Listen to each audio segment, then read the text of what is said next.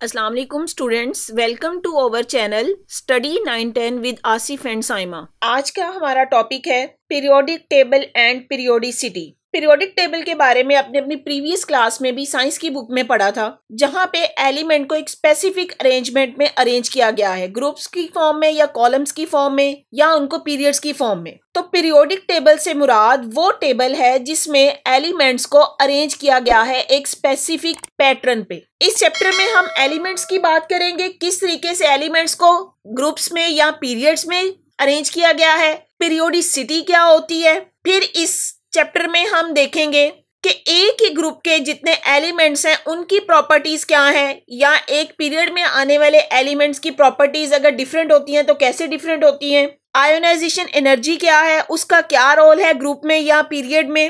Electron affinity क्या है, electronegativity क्या है, ये सारे करैक्टर हमने इस चैप्टर में पढ़ने हैं। जी टॉपिक देखिए, मॉडर्न पीरियोडिक टेबल। अब यहाँ पे पहली तो बात है मॉडर्न पीरियोडिक टेबल, तो इसका मतलब है कि पीरियोडिक टेबल को एकदम से ऐसे अरेंज नहीं किया दिया गया था। इससे पहले भी एलिमेंट्स को अरेंज करने की कोशिश होती रही और टेबल बनते रहे, लेकिन उन टेबल्स में कहीं ना कहीं कोई ना कोई फॉल्ट आ जाता था। तो बार बार चेंज होके जो पीरियोडिक टेबल बना है उसको हम बोलते हैं मॉडर्न पीरियोडिक टेबल, जिसमें एलिमेंट्स को अरेंज किया गया है on the basis of their atomic numbers. The modern periodic table is based upon the arrangement of elements according to increasing atomic number. When the elements are arranged according to ascending order of their atomic number from left to right in the horizontal rows, properties of elements are found repeating after regular interval. This result in the form of a table in which elements of the similar properties are placed in the same vertical column. क्या कहा गया है कि elements को जब उनके atomic number की base पे अरेंज किया गया और असेंडिंग ऑर्डर पे, असेंडिंग ऑर्डर का मतलब है कि छोटा पहले आया फिर उससे बड़ा फिर आता गया, तो एलिमेंट्स को ascending order of their atomic number की बेस पे अरेंज किया गया। तो ऐसा हुआ कि आफ्टर सम इंटरवल एलिमेंट अपनी प्रॉपर्टीज को रिपीट करता है। रिपीट करने का मतलब उससे जो पहला एलिमेंट था उसकी भी सेम प्रॉपर्टी थी, और एक स्पेसिफिक इंटरवल के बाद जब ग्रुप में वो दूसरा एलिमेंट आया तो उसने पहले एलिमेंट से रिलेटेड प्रॉपर्टीज शो की। इसी चीज को हम बोलते हैं periodicity. The horizontal rows of element in the periodic table are called periods while the vertical column are called group। तो यहाँ पे ये periods की definition है। हॉरिजॉन्टल रोज को हम बोलते हैं periods, जबकि vertical columns को कहा जाता है groups।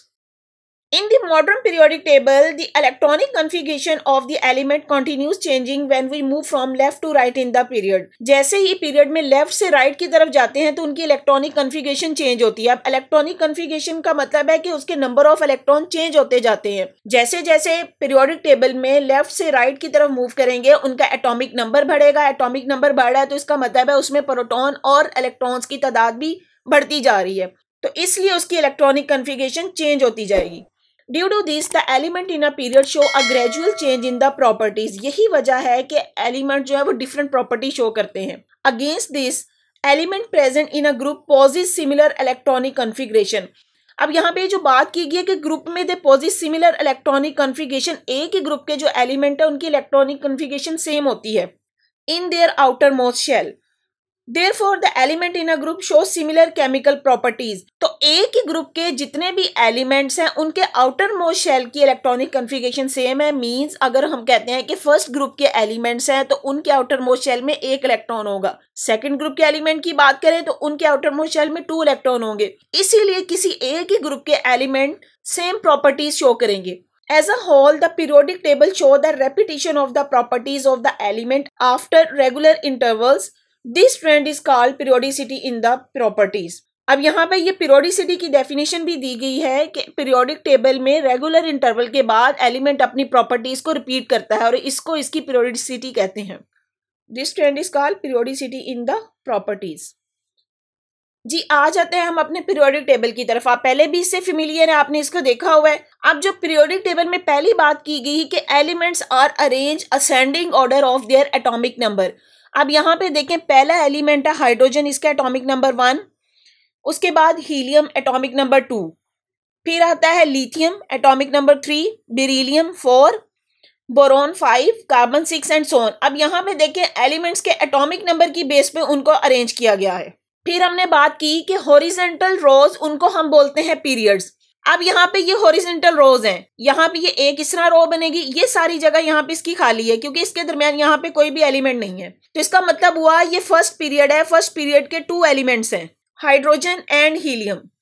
इसी तरह यहाँ पे ये सेकेंड पीरियड है, lithium, beryllium, boron, carbon, nitrogen, oxygen, fluorine and neon, ये सारा सेकेंड पीरियड है। तो सेकंड पीरियड के एलिमेंट कितने हो गए?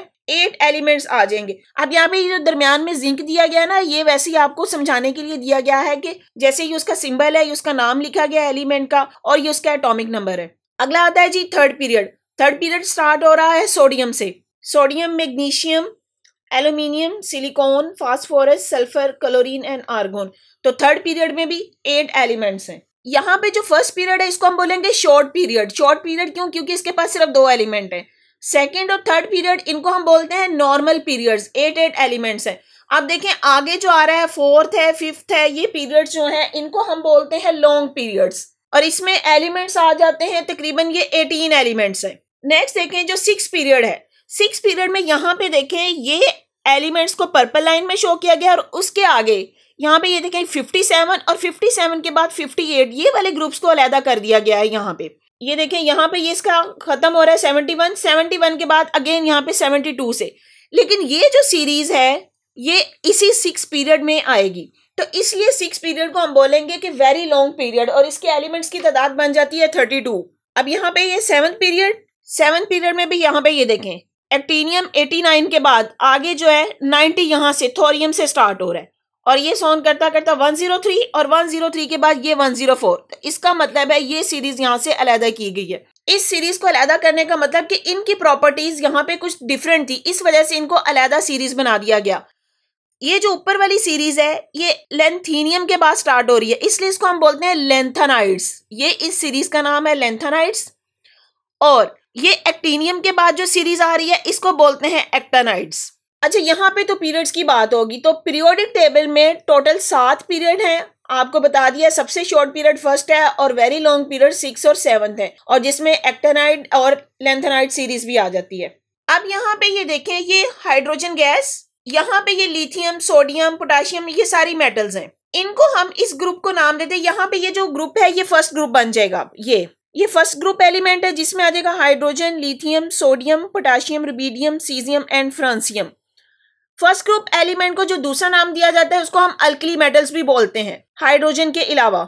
इसी तरह यहाँ पे ये देखें अब ये सेकंड ग्रुप है, उसमें आ जाएगा beryllium, magnesium, calcium, strontium, barium and radium. इनका जो सेकंड नेम है वो अल्कलाइन अर्थ मेटल्स है जी। अब यहाँ पे ये थर्ड ग्रुप है, 4th, 5th, 6th, 7th, 8th, 9th, 10th, 11th, 12th। यहाँ पे ये 3 से लेके 12 तक ये जितने एलिमेंट्स हैं इनको हम बोलते हैं ट्रांजिशन मेटल्स जी। उसके बाद ये 13 ग्रुप जिसको हम बोलते हैं बोरोन फैमिली। बोरोन फैमिली में देखें boron, aluminium, gallium, indium, thallium और ये सारे एलिमेंट इसमें आ जाते हैं जी। अगला ग्रुप 14 ग्रुप, यहाँ पे मैं लिख देती हूँ ये 13 ग्रुप है, ये 14 ग्रुप है जिसको हम बोलेंगे कार्बन फैमिली। कार्बन फैमिली में क्या आ जाएगा? Carbon, silicon, germanium, tin and so on. 15 group आ जाता है जिसमें नाइट्रोजन फैमिली बोलेंगे, nitrogen, phosphorus, arsenic, antimony, bismuth जी। नेक्स्ट आ जाता है 16 ग्रुप। 16 ग्रुप में oxygen, sulphur, selenium, tellurium, polonium. Next है 17 ग्रुप। यहाँ पे जो 17 ग्रुप है इसको हम बोलते हैं हैलोजिन्स।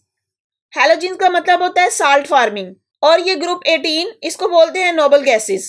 अब यहाँ पे ये देखिए इनको नोबल गैसेस इसलिए बोलते हैं कि इनकी इलेक्ट्रॉनिक कॉन्फ़िगरेशन कंप्लीट है, इनकी आउटर मोस्ट शेल कंप्लीट है, उनको मजीद इलेक्ट्रॉन की जरूरत नहीं है। They have the stable configuration. अच्छा, अब यहाँ पे देखें पीरियड्स की अगर बात करें, ये वाले पीरियड्स को देखें, हर पीरियड अल्कली मेटल पे शुरू हो रहा है और नोबल गैस पे एंड हो रहा है।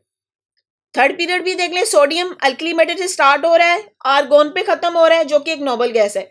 तो जितने भी पीरियड हैं वो अल्कली मेटल पे स्टार्ट होते हैं और नोबल गैसेस पे एंड होते हैं। फिर एक जो बात की गई है कि हर पीरियड में पीरियड के खत्म होने पे हर एलिमेंट का शेल कंप्लीट हो जाता है। अब इसकी एग्जांपल देखें। पहला पीरियड उसमें एलिमेंट है हाइड्रोजन। हाइड्रोजन का एटॉमिक नंबर 1 है और उसके पास एक ही इलेक्ट्रॉन होगा। और इसका जब पीरियड एंड हो रहा है हीलियम आ गया। हीलियम के पास पहले शेल में 2 इलेक्ट्रॉन है, तो पहले शेल में 2 इलेक्ट्रॉन ही आ सकते हैं। तो इसका मतलब हुआ कि जब कोई पीरियड एंड होता है तो उसका लास्ट वाला जो मेंबर है, जो एलिमेंट है, उसके पास उसकी इलेक्ट्रॉनिक कॉन्फ़िगरेशन स्टेबल होती है। इसी तरह यहाँ पे देखें लिथियम। अब लिथियम के आउटर मोस्ट शेल में एक इलेक्ट्रॉन होगा। लिथियम का एटॉमिक नंबर 3 है, तो इसका मतलब है कि इसके पास 3 ही इलेक्ट्रॉन चाहिए। अगर आप यहाँ पे देखें तो इसके पास पहले शेल में, फर्स्ट शेल में इसके पास 2 इलेक्ट्रॉन होंगे और जो इसका सेकंड शेल है उसमें 1 इलेक्ट्रॉन। तो अब यहाँ पे इसका जो आउटर मोस्ट शेल है वो ये सेकंड है, तो वहां पे 1 इलेक्ट्रॉन है। और जब ये पीरियड एंड होगा, नियोन का एटॉमिक नंबर है 10। अब 10 है तो इसका आउटर मोस्ट शेल कंप्लीट होगा। कैसे? यहाँ पे देखिए, इसका जो फर्स्ट शेल होगा, फर्स्ट शेल में 2 इलेक्ट्रॉन और सेकंड शेल में 8 इलेक्ट्रॉन। तो सेकंड शेल में जो मैक्सिमम इलेक्ट्रॉन आ सकते हैं वो 8 ही आ सकते हैं। तो इसका मतलब हुआ इसका आउटर मोस्ट शेल कंप्लीट है। तो इसी तरह बाकी एलिमेंट्स का भी आप देखते जाएंगे कि जैसे जैसे पीरियड्स में हम जाते हैं तो उसका शेल कंप्लीशन की तरफ जाता है। अब यहाँ पे स्टूडेंट्स देखें, पीरियड्स में नंबर ऑफ इलेक्ट्रॉन चेंज होते जाएंगे। जैसे लिथियम, इसके पास इसका एटॉमिक नंबर 3 है, इसके पास 3 ही प्रोटॉन होंगे और 3 ही इलेक्ट्रॉन होंगे। नेक्स्ट आए हम बेरिलियम के पास उसके शेल में 4 इलेक्ट्रॉन्स होंगे। आगे जाए बोरॉन के पास 5 इलेक्ट्रॉन होंगे। तो इनकी कैरेक्टरिस्टिक भी चेंज होती जाएंगी क्योंकि हर एक के नंबर ऑफ इलेक्ट्रॉन चेंज होते जा रहे हैं। अब अगर आप ग्रुप्स की बात करें, ग्रुप में देखें, हमने एलिमेंट्स को जो है वो ग्रुप में अरेंज किया है और कहा कि हर ग्रुप में हर एलिमेंट के आउटर मोस्ट शेल में एक इलेक्ट्रॉन होता है। जैसे यहाँ पे हाइड्रोजन की देखें, हाइड्रोजन के पास एक ही शेल है, उसमें एक इलेक्ट्रॉन होगा।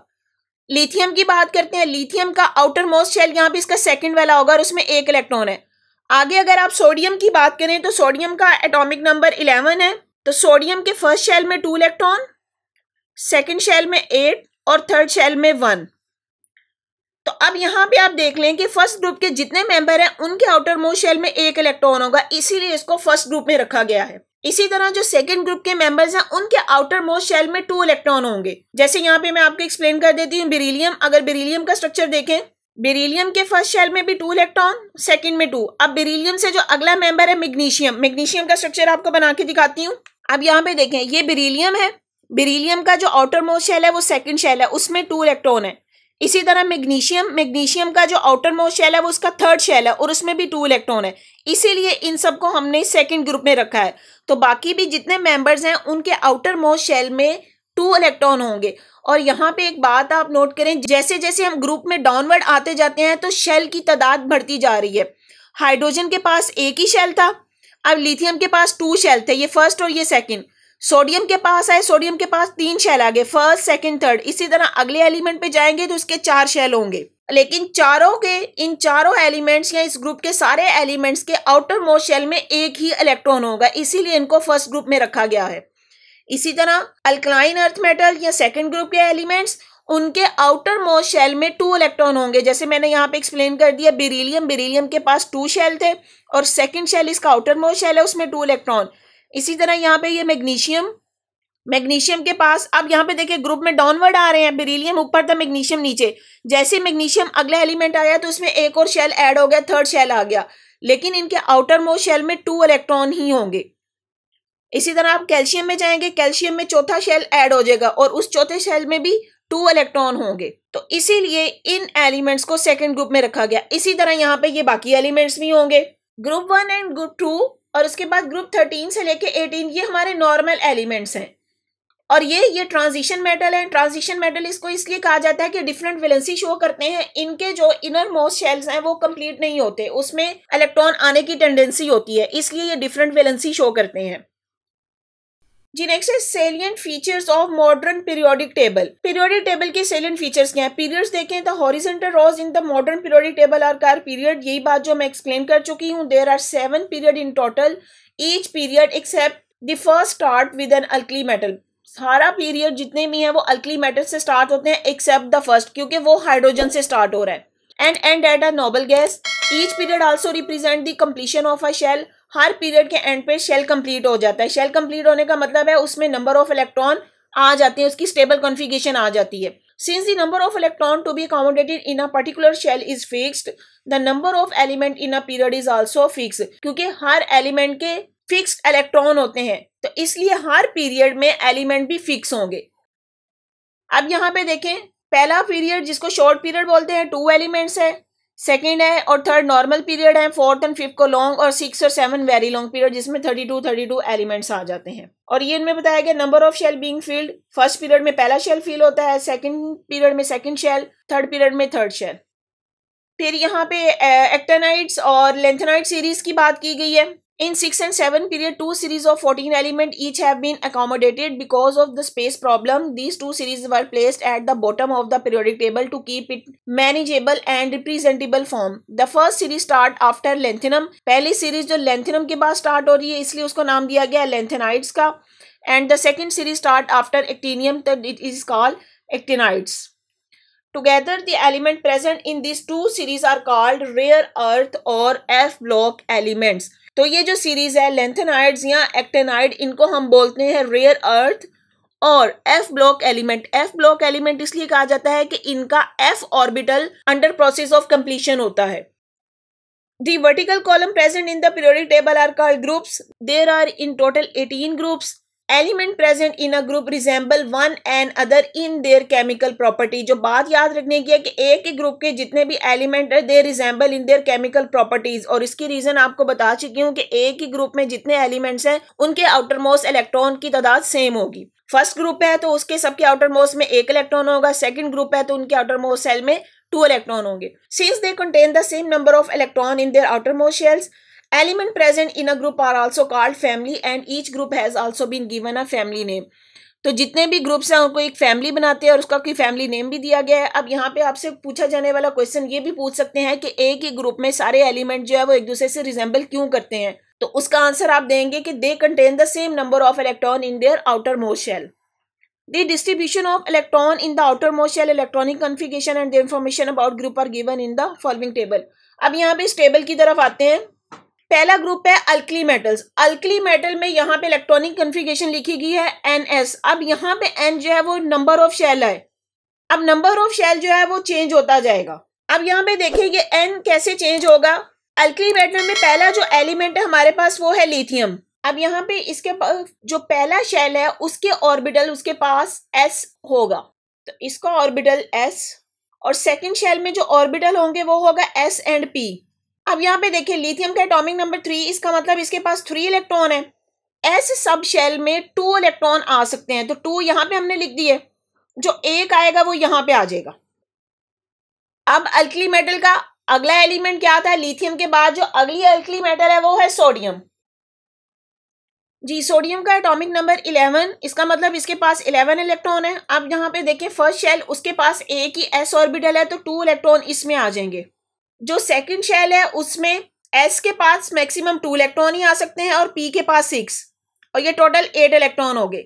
अब 8 + 2 10, 1 इलेक्ट्रॉन रह गया है, वो 8 इलेक्ट्रॉन जो है वो अगला इलेक्ट्रॉन यहाँ पे थर्ड शेल के S ऑर्बिटल में चला जाएगा और यहाँ पे हम लिखेंगे 1, बाकी सब शेल जो है वो एम्प्टी रहेंगे।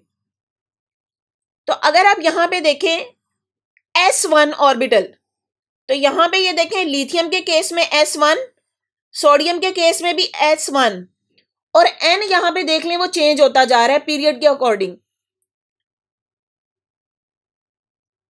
सेकंड पीरियड था तो सेकंड पीरियड के लिए यहाँ पे सेकंड शेल का ऑर्बिटल S1 होगा, थर्ड पीरियड में आ जाए तो थर्ड शेल का ऑर्बिटल S1 होगा। तो इसी तरह बाकी एलिमेंट्स के चेंज होते जाएंगे। अगर आप अल्कलाइन अर्थ मेटल की बात करें, उसकी भी एक एग्जांपल आपको दे देती हूँ। अल्कलाइन अर्थ मेटल में सबसे पहली जो आ जाती है वो है बेरिलियम। हाँ जी, फर्स्ट शेल में 2 इलेक्ट्रॉन जो कि इसके S ऑर्बिटल में जाएंगे और सेकंड शेल में 2 इलेक्ट्रॉन जो S ऑर्बिटल में जाएंगे, क्योंकि हमें पता है S ऑर्बिटल में 2 मैक्सिमम इलेक्ट्रॉन आ सकते हैं। अगर इसके अलावा इलेक्ट्रॉन बढ़ जाए तो फिर वो P ऑर्बिटल की तरफ जाएंगे। तो यहाँ पे इसलिए इसको हम लिखा है NS2, क्योंकि इसके सेकेंड ऑर्बिटल में 2 इलेक्ट्रॉन्स आ रहे हैं। बेरिलियम के बाद जो अगला एलिमेंट इसका आता है वो है मैग्नीशियम। अब यहाँ पे देखिए इसका एटॉमिक नंबर 12, तो इसके पास 12 इलेक्ट्रॉन होंगे, S ऑर्बिटल में 2 चले गए, फिर उसके बाद अगला शेल आएगा, अगले शेल के 2 और P में 6, 6 + 2 8 + 2 10 हो गए। अब 2 इलेक्ट्रॉन रह गए तो वो थर्ड शेल के S ऑर्बिटल में जाएंगे, तो S के पास भी 2 इलेक्ट्रॉन, तो इसलिए इसकी कॉन्फ़िगरेशन को लिखा है NS2। उम्मीद है आपको ये बात समझ आ गई होगी। अब यहाँ पे आपको एक ये एग्जाम्पल भी दिखा देती हूँ। हैलोजन फैमिली की या ऑक्सीजन फैमिली की अगर ऑक्सीजन की बात करें तो ऑक्सीजन का एटॉमिक नंबर 8। अब फर्स्ट शेल में s ऑर्बिटल के पास 2 इलेक्ट्रॉन, सेकंड शेल में s ऑर्बिटल के पास 2 इलेक्ट्रॉन्स और p के पास कितने आ जाएंगे 4, और ये टोटल कितने हो गए 8। तो यहाँ पे ये देखें यही दी गई है NS2NP4, तो यहाँ पे ये इसकी कॉन्फ़िगरेशन है। इसी तरह हैलोजन फैमिली की होगी और नोबल गैसेस की होगी। अच्छा, यहाँ पे जो बात की गई है ट्रांजिशन मेटल्स की, ट्रांजिशन मेटल में लिखा हुआ है NDX। अब यहाँ पे X से मुराद है कि ये वेरी करती है इसकी वैलेंसी, यहाँ पे कोई फिक्स नहीं है, इसीलिए इनको हमने ट्रांजिशन मेटल्स का भी नेम दिया है। The group 1 to 2 and 13 to 17 contain the normal elements. In the normal elements, all the inner shell are completely filled while the outermost shell is incomplete. Normal elements वो हैं जिनके inner shell complete है और सिर्फ outermost shell में completion हो रही होती है। The group 3 to 12 are called transition element and in these element the inner sub shell are in the process of completion. इनके जो इनर शेल है वो कंप्लीट नहीं है, they are in the process of completion. यही वजह है कि हम इनको ट्रांजिशन मेटल बोलते हैं और इनकी वैलेंसी चेंज होती है। अब यहाँ पे वैलेंसी चेंज होने से मैं आपको एक एग्जांपल भी दे देती हूँ। जैसे आयरन की एग्जांपल लेते हैं, आयरन 2 फॉर्म में आता है, एक इसमें वैलेंसी शो करेगा +2 और एक आयरन आता है +3 की फॉर्म में। तो यहाँ पे आयरन ही है लेकिन 2 डिफरेंट वैलेंसी शो कर रहा है, कभी वो +2 शो करेगा और कभी +3 शो करेगा। जहाँ पे वो +2 शो कर रहा है इसको हम बोलते हैं फेरस, और जहाँ पे ये +3 वैलेंसी शो कर रहा है इसको हम बोलते हैं फेरिक। तो ये ट्रांजिशन मेटल है। ट्रांजिशन का मतलब होता है चेंजिंग। तो इसी तरह और भी एलिमेंट्स हैं जिनकी वैलेंसी वो डिफरेंट वैलेंसी शो करते हैं, इसीलिए इनको हम बोलते हैं transition elements. Elements present in the periodic table are also classified into blocks. It depend upon the type of the subshell which is being filled. अब एलिमेंट्स को ब्लॉक्स में भी डिवाइड किया गया। अब ब्लॉक से मुराद क्या है कि उनमें कौन सा subshell under process of completion है। अब सबशेल पढ़े थे हमने S, P, D and F। Element of group 1 and 2 are called S block element. पहला और सेकंड ग्रुप जो है उसको हम बोलते हैं S ब्लॉक एलिमेंट्स। क्यों? क्योंकि इनका S सबशेल जो है अंडर प्रोसेस ऑफ कंप्लीशन है। Because in them a subshell of outermost shell is being filled. Similarly, element present in the group 13 to 18 are called P block elements. तो 13 से 18 है उनको हम बोल रहे हैं P block element because P subshell is filled in this element. And the D block element lies between the S and P block, while F block element in the form of 2 rows lies at the bottom of the periodic table. अगर आप periodic table को देखें, यहाँ पे ये देखें, ये पहले दोनों ग्रुप है, इनको हम बोलते हैं S ब्लॉक एलिमेंट्स। इसी तरह यहाँ पे ग्रुप 13 से लेके 18 तक हैं, इनको हम बोलेंगे P ब्लॉक एलिमेंट्स। और ये जो ट्रांजिशन मेटल्स हैं ये एक्चुअली D ब्लॉक एलिमेंट्स हैं, और ये लैंथेनाइड्स और एक्टिनाइड सीरीड F ब्लॉक एलिमेंट्स हैं। तो इसका मतलब हुआ पीरियोडिक टेबल में 4 ब्लॉक्स हैं, S block, P block, D block and F block. S block elements वो जिनका S subshell under process of completion है, P ब्लॉक में P subshell under process of completion होगा, D ब्लॉक में इनका D subshell, और ये जो सीरीज है लैंथेनाइड्स और एक्टिनाइड इसमें F subshell under the process of completion होगा। इंफॉर्मेशन दी गई है। Mendeleev's arrange element in his periodic table in the ascending order of their atomic message. तो इसका मतलब हुआ इस मॉडर्न पीरियोडिक टेबल आने से पहले साइंटिस्ट उसको अरेंज करते रहे थे। यहाँ पे एक साइंटिस्ट था मेंडलीव जिसने पीरियोडिक टेबल को अरेंज किया था on the basis of their atomic mass. Later on Moseley arrange the element in ascending order of their atomic number. Moseley ने उसके बाद इनको एटॉमिक नंबर की बेस पे अरेंज किया। तो यहाँ पे जो आपसे क्वेश्चन पूछा भी जा सकता है कि जो मॉडर्न पीरियोडिक टेबल है वो किस साइंटिस्ट की अरेंजमेंट है, तो यहाँ पे ये देख लें मोजले, क्योंकि मोजले ने ही एलिमेंट्स को असेंडिंग ऑर्डर के बेस पे अरेंज किया था, क्योंकि मोजले ने ही एलिमेंट्स को उनके असेंडिंग एटॉमिक नंबर की बेस पे अरेंज किया था। तो जो मॉडर्न पीरियोडिक टेबल है वो मोजले की अरेंजमेंट के बाद ही आया था।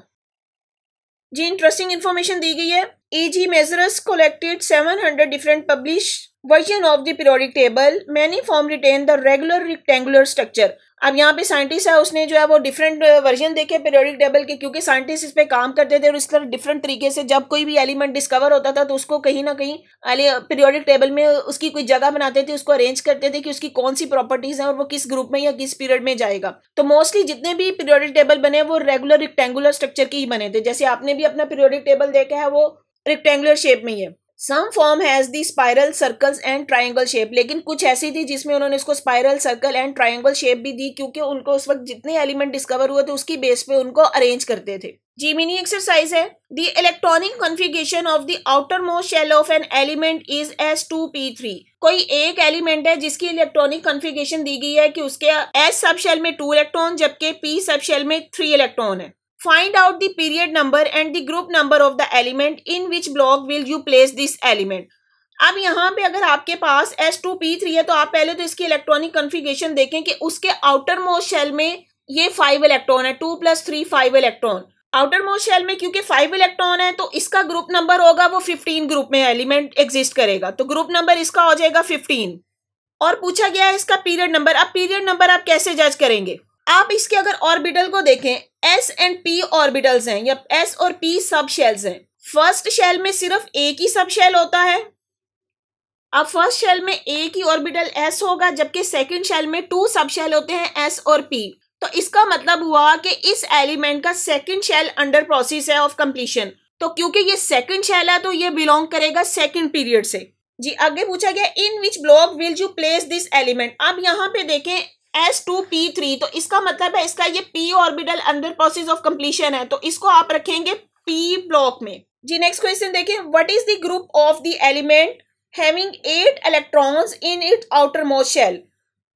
अगर उसके आउटर मोस्ट शेल में 8 इलेक्ट्रॉन है तो आपने उसका ग्रुप नंबर बताना है। 8 इलेक्ट्रॉन मतलब वो इलेक्ट्रॉन कंप्लीट है, उसका आउटर मोस्ट शेल कंप्लीट है, तो ये ग्रुप 18 हो जाएगा।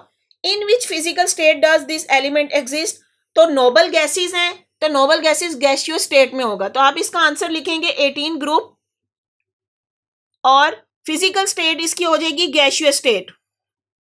जी थर्ड क्वेश्चन है, an element belongs to 16 group and it is a gas. अब आपसे कहा गया कि एक एलिमेंट है जो 16 ग्रुप से बिलोंग करता है और वो एक गैस है। To which period does it belong. 16 group मैं आपको यहाँ पे पीरियड खोल के दिखाती हूँ 16 ग्रुप, फिर आपने खुद से जज करना है कि वो कौन सा एलिमेंट है। अब यहाँ पे देखें ये हमारा 16 ग्रुप है।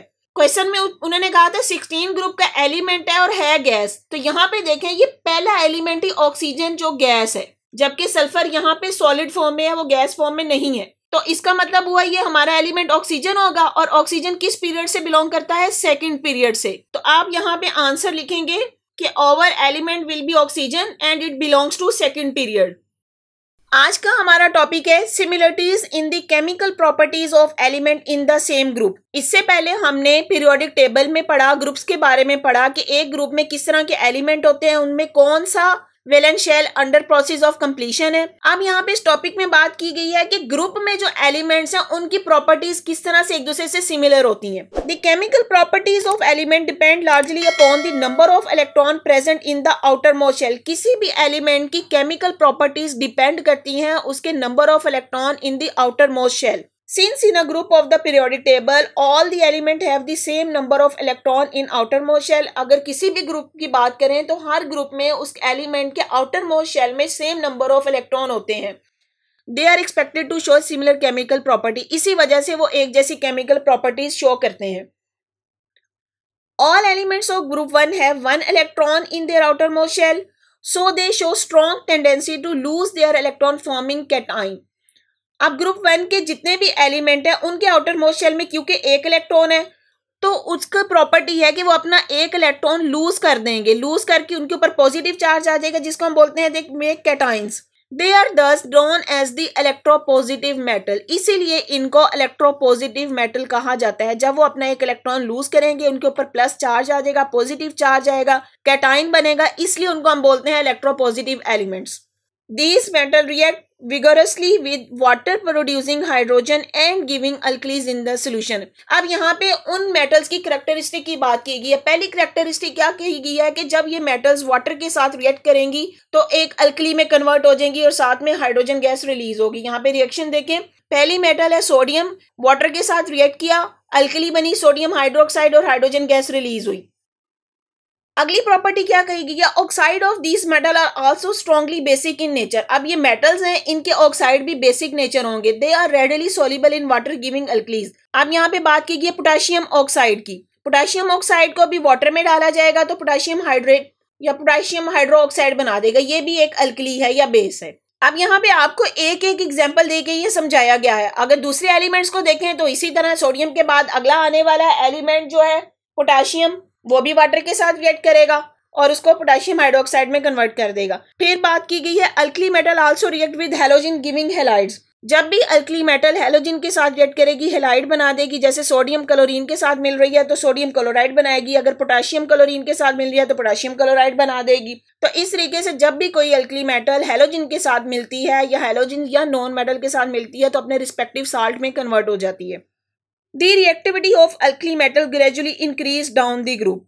अब यहाँ पे ये बात याद रखनी है, the reactivity of alkali metal. Reactivity का मतलब है कोई अल्कली मेटल कितना जल्दी रिएक्ट करती है किसी दूसरी एलिमेंट के साथ। इंक्रीजेस डाउन द ग्रुप, तो जैसे जैसे डाउन द ग्रुप जाएंगे तो अल्कली मेटल की रिएक्टिविटी बढ़ती जाएगी। The second group element also show a tendency to lose both of their outermost electron forming the dipositive ion. अब second group के जो मेंबर हैं उनके आउटर मोस्ट शेल में 2 इलेक्ट्रॉन है, वो अपने 2 इलेक्ट्रॉन ही लूज कर देंगे, उनके ऊपर +2 चार्ज आ जाएगा और ये डाई पॉजिटिव आयन बनाएंगे। जैसे एग्जांपल दी गई है मैग्नीशियम। मैग्नीशियम के आउटर मोस्ट शेल में 2 इलेक्ट्रॉन होते हैं, वो अपने 2 इलेक्ट्रॉन लूज कर देगा और उसके ऊपर +2 चार्ज आ जाएगा। इसी को हम बोल रहे हैं डाई पॉजिटिव। डाई का मतलब होता है 2, क्योंकि इसने 2 इलेक्ट्रॉन रिलीज किए हैं इसलिए इसके ऊपर डाई पॉजिटिव, यहाँ मैग्नीशियम +2 चार्ज आ जाएगा। अच्छा जी, यहाँ पे जो बात की गई है, the tendency to lose electron down the group increases due to gradual increase in their atomic size. जैसे जैसे ग्रुप में नीचे जाते जाते हैं उनका एटॉमिक साइज बढ़ता जा रहा है। एटॉमिक साइज कैसे बढ़ रहा है कि हमने कहा कि ग्रुप में नीचे आते हुए शेल इंक्रीज कर जाता है, नंबर ऑफ शेल इंक्रीज करते जा रहे हैं। पहले ग्रुप में अगर पहले एलिमेंट की बात करें तो उसके पास 1 शेल था, अगला एलिमेंट आया उसके पास 2 शेल आ गए, तीसरा एलिमेंट आया जो कि थर्ड पीरियड से बिलोंग कर रहा है तो उसके पास 3 शेल आ गए। तो down the group number of shell increase कर रहे हैं, इसीलिए हम कहते हैं कि उसका एटॉमिक साइज इंक्रीज कर रहा है। अब यहाँ पे जैसे जैसे उसका एटॉमिक साइज इंक्रीज करेगा तो उसके इलेक्ट्रॉन लूज करने की टेंडेंसी भी इंक्रीज कर जाएगी। The oxide of these metal are also basic in nature and form alkalies in water. जिस तरह फर्स्ट ग्रुप के मेंबर कहा कि वो वाटर के साथ रिएक्ट के अल्कली में चेंज होते हैं, जैसे सोडियम था वाटर के साथ सोडियम हाइड्रोक्साइड बनाता है, इसी तरह कैल्शियम ऑक्साइड ये बेसिक ऑक्साइड है, वाटर के साथ रिएक्ट करेगा कैल्शियम हाइड्रोक्साइड में कन्वर्ट हो जाएगा। जी नेक्स्ट आता है, all element in group 17 have s2p5 configuration in their outermost shell. They show strong tendency to gain 1 electron to become an anion. अब यहाँ पे देखें p5, हमें पता है कि p ऑर्बिटल में मैक्सिमम 6 इलेक्ट्रॉन आ सकते हैं, तो इसको अपना शेल कंप्लीट करने के लिए सिर्फ 1 इलेक्ट्रॉन चाहिए होता है, तो इसीलिए उनके ऊपर जो चार्ज आएगा वो -1 आएगा और उनको हम बोलते हैं anion. They are called electronegative element, क्योंकि ये इलेक्ट्रॉन ले रहे हैं इसलिए इसके ऊपर नेगेटिव चार्ज आएगा और इनको हम बोलते हैं electronegative elements. These elements are very reactive non metals and form salt with metals. तो ये जो एलिमेंट्स हैं रिएक्टिव हैं, नॉन मेटल्स हैं और मेटल्स के साथ रिएक्ट करके साल्ट बना देते हैं। जैसे अभी हमने एग्जांपल दी थी कि जिसमें सोडियम क्लोरीन के साथ रिएक्ट करता है और सोडियम क्लोराइड बना देता है। Hence they are called halogens salt forming. Unlike alkali metal the reactivity of halogen decrease down the group, लेकिन हैलोजन की reactivity down the group decrease करती है। देखें मेटल्स के केस में हमने क्या पढ़ा था कि यहाँ पे जो इनकी tendency to lose electron down the group increase करती है, मतलब उसकी रिएक्टिविटी इंक्रीज कर रही है, लेकिन जब नॉन मेटल्स की बात हो तो उनकी reactivity down the group decrease कर रही है। अब ऐसे एग्जांपल भी दी गई है यहाँ पे, ये देखें जी क्लोरीन Cl2, यहाँ पे ये 2 इलेक्ट्रॉन एक्सेप्ट करेगा तो इसके ऊपर नेगेटिव चार्ज आ जाएगा। 2 इलेक्ट्रॉन कैसे एक्सेप्ट कर रहा है, क्योंकि यहाँ पे क्लोरीन के 2 एटम्स हैं, एक एटम ने 1 इलेक्ट्रॉन लेना, दूसरे एटम ने दूसरा, और यहाँ पे क्लोरीन के ऊपर नेगेटिव चार्ज, यहाँ पे अब सिंगल एटम के ऊपर नेगेटिव चार्ज शो किया गया है।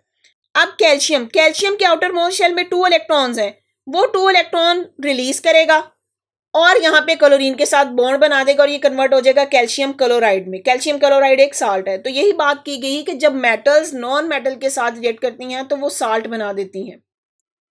Elements present in group 16 have s2p4 configuration. 16 group के जो एलिमेंट है उसमें p4 मीन उसको 2 इलेक्ट्रॉन चाहिए in their outermost shell, so they have a tendency to accept 2 electron to form a dinegative ion. अब क्योंकि उनको 2 electron चाहिए इसलिए वो 2 इलेक्ट्रॉन रिसीव करेंगे और डाई नेगेटिव आयन बनाएंगे।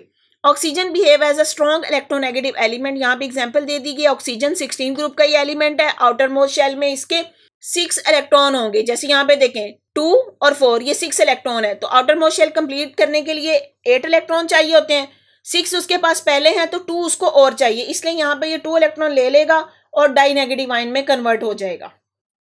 जी अगला टॉपिक आता है relationship between group number and charge of ion, मतलब किसी ग्रुप के ऊपर कौन सा चार्ज होता है उसके बारे में बात की गई है।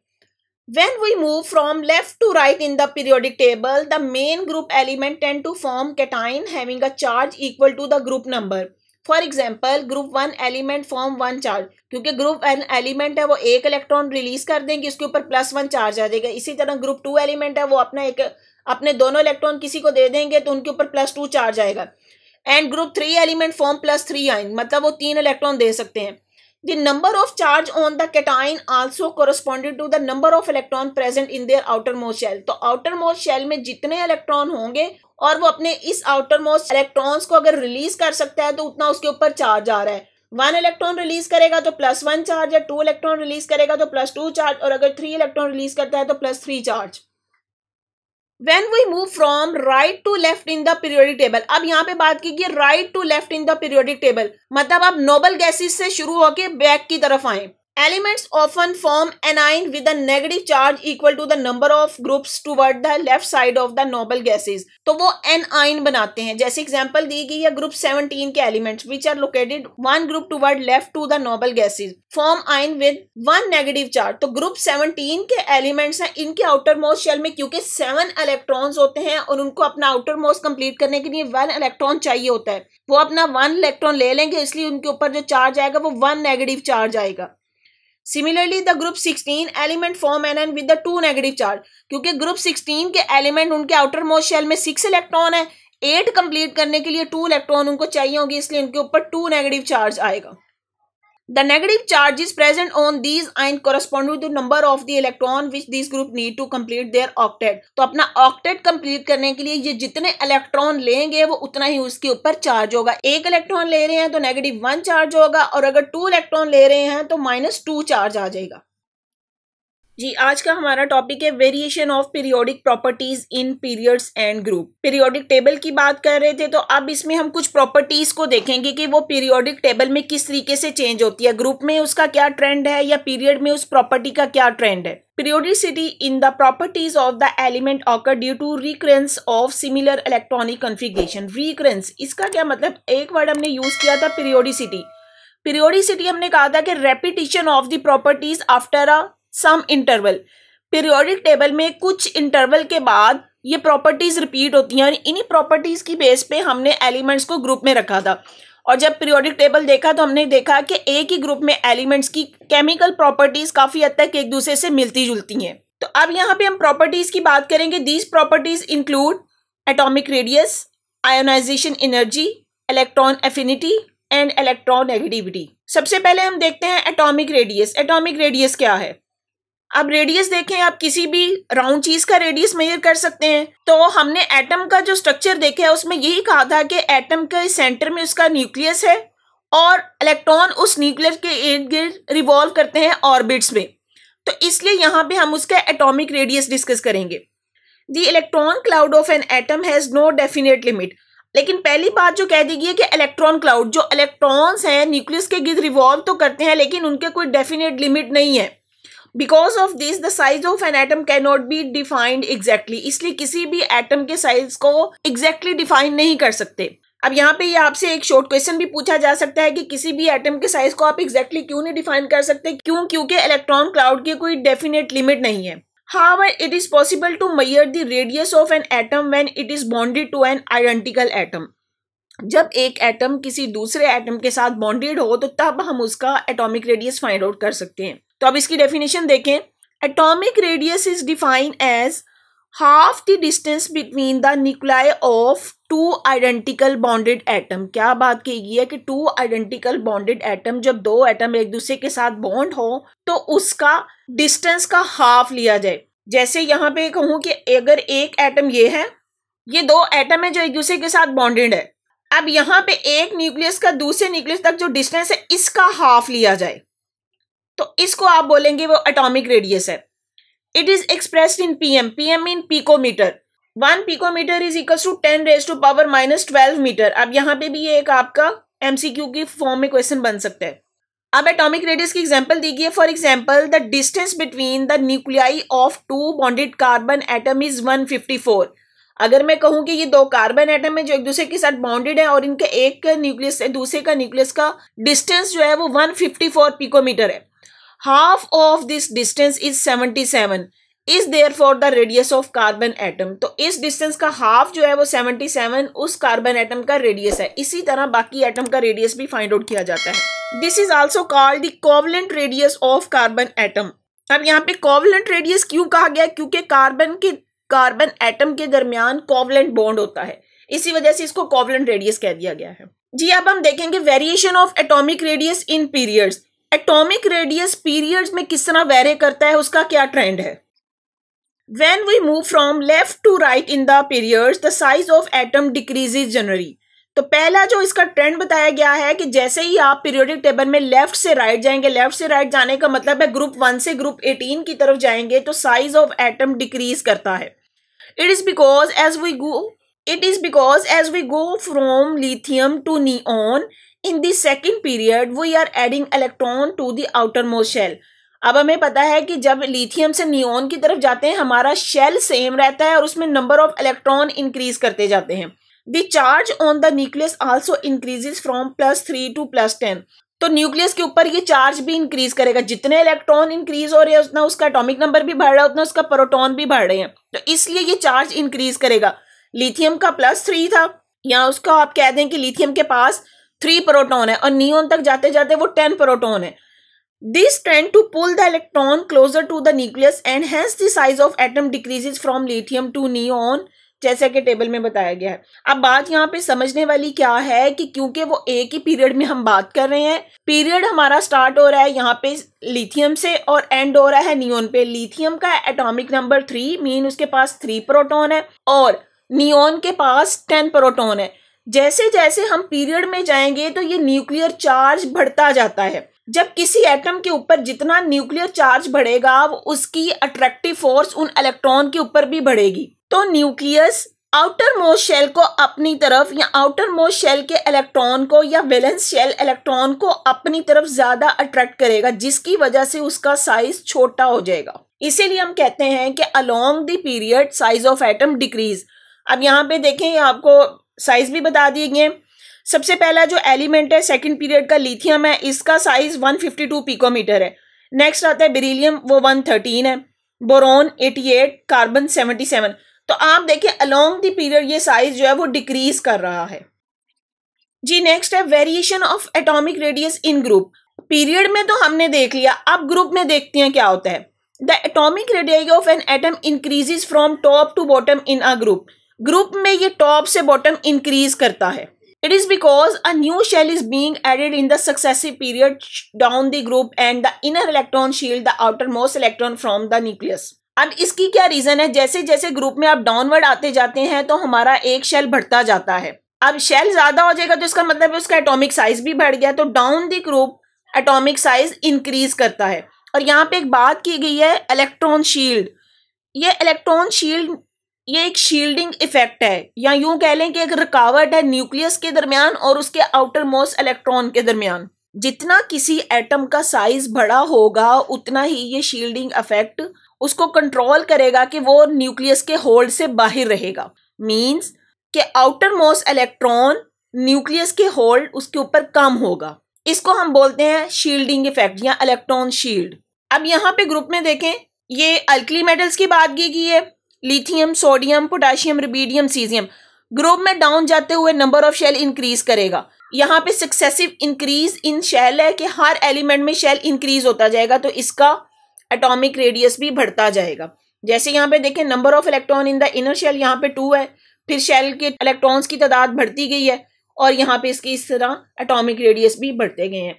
तो यहाँ पे जो याद रखने वाली बात है, आपसे शॉर्ट क्वेश्चन की फॉर्म में पूछा जा सकता है कि आप एटॉमिक रेडियस को डिस्क्राइब करें इन terms of period and in term of group. तो पीरियड में एटॉमिक साइज डिक्रीज करेगा और डाउन दी ग्रुप आए तो एटॉमिक साइज बढ़ेगा।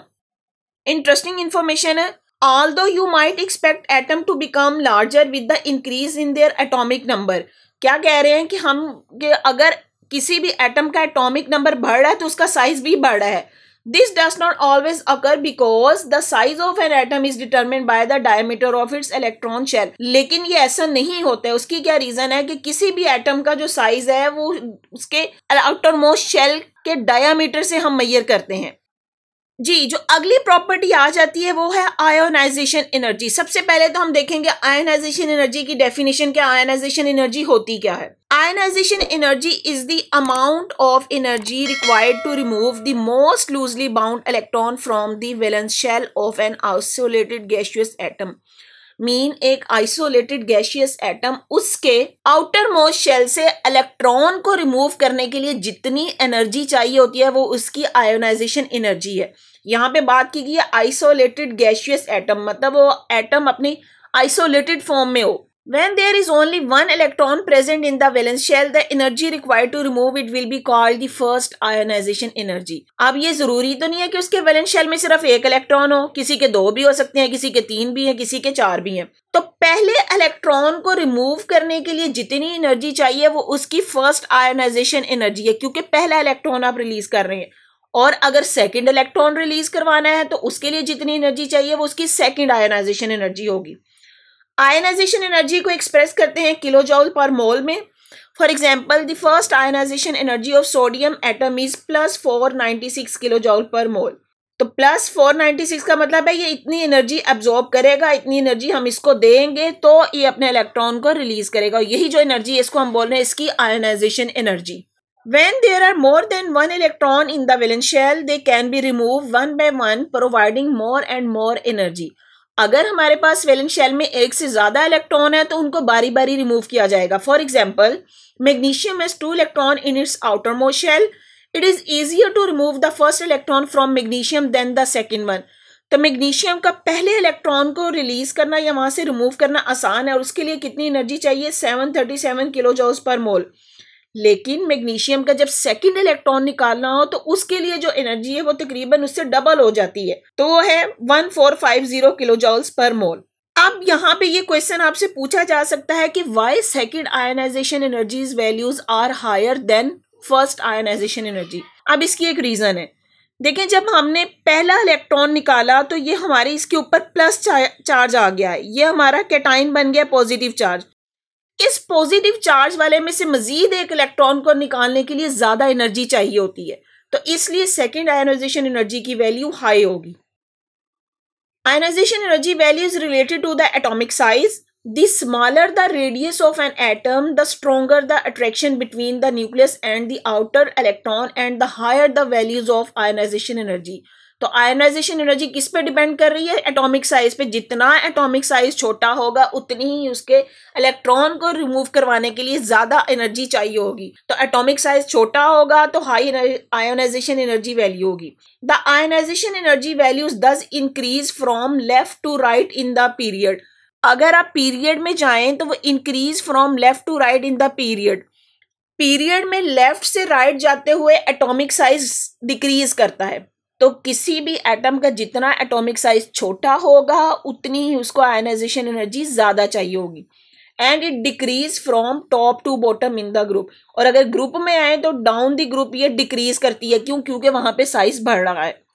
अब यहाँ पे देखें, सेकेंड पीरियड के एलिमेंट्स है, ये पीरियड है from left to right in the period. Left to right period हमने कहा कि आयनाइजेशन एनर्जी इंक्रीज करेगी. तो लिथियम की देखें कितने है 520 किलो जूल्स पर मोल.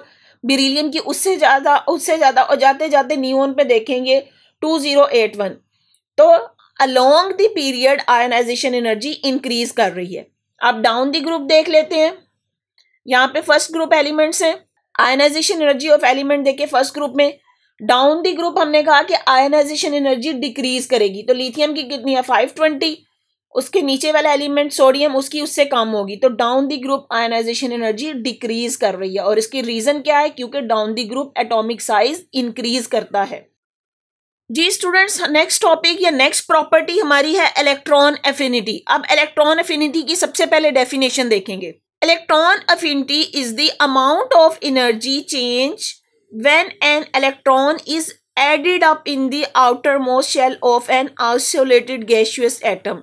वो अमाउंट ऑफ एनर्जी जो किसी एटम को चाहिए होती है जब वो एक इलेक्ट्रॉन लेता है। तो इसका मतलब है इलेक्ट्रॉन एफिनिटी रिलेटेड है कि जब एन आयन बनता है, मीन जब कोई एक एटम कोई अपनी गैसियस स्टेट में एक इलेक्ट्रॉन लेता है, तो हम कह सकते हैं कि कोई भी आइसोलेटेड गैसियस एटम जब एक इलेक्ट्रॉन एक्सेप्ट करता है, एन आयन में कन्वर्ट होता है, तो उस वक्त उसको जो एनर्जी चाहिए होती है वो उसकी इलेक्ट्रॉन एफिनिटी है।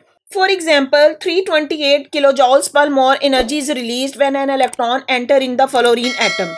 अब यहाँ पे फ्लोरीन है, फ्लोरीन के आउटर मोस्ट शेल में 7 इलेक्ट्रॉन है, इसको अपना ऑक्टेट कंप्लीट करने के लिए एक इलेक्ट्रॉन की जरूरत है। यहाँ पे फ्लोरीन एक इलेक्ट्रॉन एक्सेप्ट कर लेगा, एनाइन बन जाएगा F-1 और जो एनर्जी यहाँ पे रिलीज हो रही है -328 किलोजॉल पर मोल एनर्जी रिलीज होगी। यहाँ पे माइनस साइन शो कर रहा है कि एनर्जी रिलीज हो रही है और ये इसकी इलेक्ट्रॉन एफिनिटी की वैल्यू है। Electron affinity values are also related to the size of atom. जिस तरह हमने आयनाइजेशन एनर्जी की बात की थी कि उसको साइज ऑफ एटम से रिलेट किया था, इसी तरह इलेक्ट्रॉन एफिनिटी की वैल्यू भी साइज ऑफ एटम से रिलेट है। The smaller the size of an atom, the higher the force of attraction with which the nucleus will attract the entering electron, and hence the higher is the value of electron affinity. Mean किसी भी atom का जितना size छोटा होगा उतनी ही उसकी electron affinity की value ज्यादा होगी। अब यहाँ पे देखें, ग्रुप में दिखाया गया इलेक्ट्रॉन एफिनिटी ग्रुप 17 एलिमेंट की है। फ्लोरीन की -328 है, क्लोरीन की -349 और बोरोमीन की -324 और आयोडीन की -295.2। तो ये इलेक्ट्रॉन एफिनिटी वैल्यूज जो है वो वेरी करती है। In the group the electron affinity values decrease from top to bottom. तो ग्रुप में टॉप से बॉटम जाते हुए इलेक्ट्रॉन एफिनिटी वैल्यूज डिक्रीज करेंगी। क्यों? क्योंकि the size of atom increase down the group. In a bigger atom, the nucleus will attract the incoming electron with a weaker force and hence the electron affinity will also be low. क्योंकि down the group atomic size बढ़ रहा है, इस वजह से nucleus आने वाले electron को कम अट्रैक्ट करेगा, जिसकी वजह से इलेक्ट्रॉन एफिनिटी वैल्यू भी कम होगी। जी यहाँ पे देखें, एक आपको पॉइंट दिया गया है, while first electron affinity can be negative और पॉजिटिव। जो फर्स्ट इलेक्ट्रॉन एफिनिटी है वो नेगेटिव भी हो सकती है, यहाँ पॉजिटिव भी हो सकती है, लेकिन second electron affinity are always positive. अब सेकेंड इलेक्ट्रॉन एफिनिटी का क्या मतलब है कि अगर कोई एटम 2 इलेक्ट्रॉन एक्सेप्ट कर ले, एक इलेक्ट्रॉन एक्सेप्ट करेगा तो वो उसकी फर्स्ट इलेक्ट्रॉन एफिनिटी है, जो कि नेगेटिव भी हो सकती है पॉजिटिव भी। लेकिन अगर वो 2 इलेक्ट्रॉन के पहले एक लिया और फिर दूसरा लिया तो वो उसकी second electron affinity values always positive होंगी। अब इसकी क्या रीजन है? मोस्टली जो first electron affinity value negative होती है। नेगेटिव होने की वजह क्या है? क्योंकि यहाँ पे ये एक्सोथर्मिक रिएक्शन हो रहा होता है, हीट रिलीज होगी, so negative electron affinity values होंगी। लेकिन जो सेकंड इलेक्ट्रॉन एफिनिटी है वो पॉजिटिव होती है। उसकी क्या रीजन है? क्योंकि सेकंड इलेक्ट्रॉन एफिनिटी का मतलब है कि आप इलेक्ट्रॉन ऐड कर रहे हैं एन आयन जिसके ऊपर ऑलरेडी नेगेटिव चार्ज है। जब उसके ऊपर ऑलरेडी नेगेटिव चार्ज है और उस पर आप इलेक्ट्रॉन ऐड कर रहे हैं तो जिसकी वजह से वो रिपल्शन फोर्स बढ़ेगी और यहाँ पे ये पॉजिटिव चेंज आएगा। जी स्टूडेंट, आते हैं अपनी अगली प्रॉपर्टी की तरफ, इलेक्ट्रोनेगेटिविटी। डेफिनेशन इसकी क्या है? Electronegativity of an atom is it's electron attracting ability. किसी भी एटम की इलेक्ट्रॉन को अपनी तरफ अट्रैक्ट करने की एबिलिटी उसकी इलेक्ट्रोनेगेटिविटी कहलाती है। It is defined as the force with which an atom attract the share pair of electron toward itself in a bond. तो वो फोर्स जिससे कोई भी atom share pair of electron को अपनी तरफ अट्रैक्ट करता है वो उसकी इलेक्ट्रोनेगेटिविटी है। अब यहां से आपके माइंड में क्वेश्चन आना चाहिए, इलेक्ट्रोनेगेटिविटी और इलेक्ट्रॉन एफिनिटी में क्या डिफरेंस है? तो अब यहाँ पे देखें, इलेक्ट्रोनेगेटिविटी है जहां पे वो शेयर पेयर ऑफ इलेक्ट्रॉन है, तो इसका मतलब हुआ जो एटम्स कोवलेंट बॉन्ड बनाते हैं वहां पे ये इलेक्ट्रोनेगेटिविटी डिस्कस की जाएगी। जबकि इलेक्ट्रॉन एफिनिटी जब एन आयन बनता है, जब वो एक इलेक्ट्रॉन कंप्लीटली एक्सेप्ट कर लेता है, वो उसकी इलेक्ट्रॉन एफिनिटी है। लेकिन जहां पे शेयर पेयर ऑफ इलेक्ट्रॉन आ जाए, मीन कोवलेंट बॉन्ड बने, तो वहां पे हम इलेक्ट्रोनेगेटिविटी डिस्कस करेंगे। Electronegative atom are those whose outer electron are attracted by the large nucleus charge. It increase from left to right in the period. अब electronegativity का ट्रेंड भी क्या है? Increase from left to right in the period and decrease from top to bottom in the group.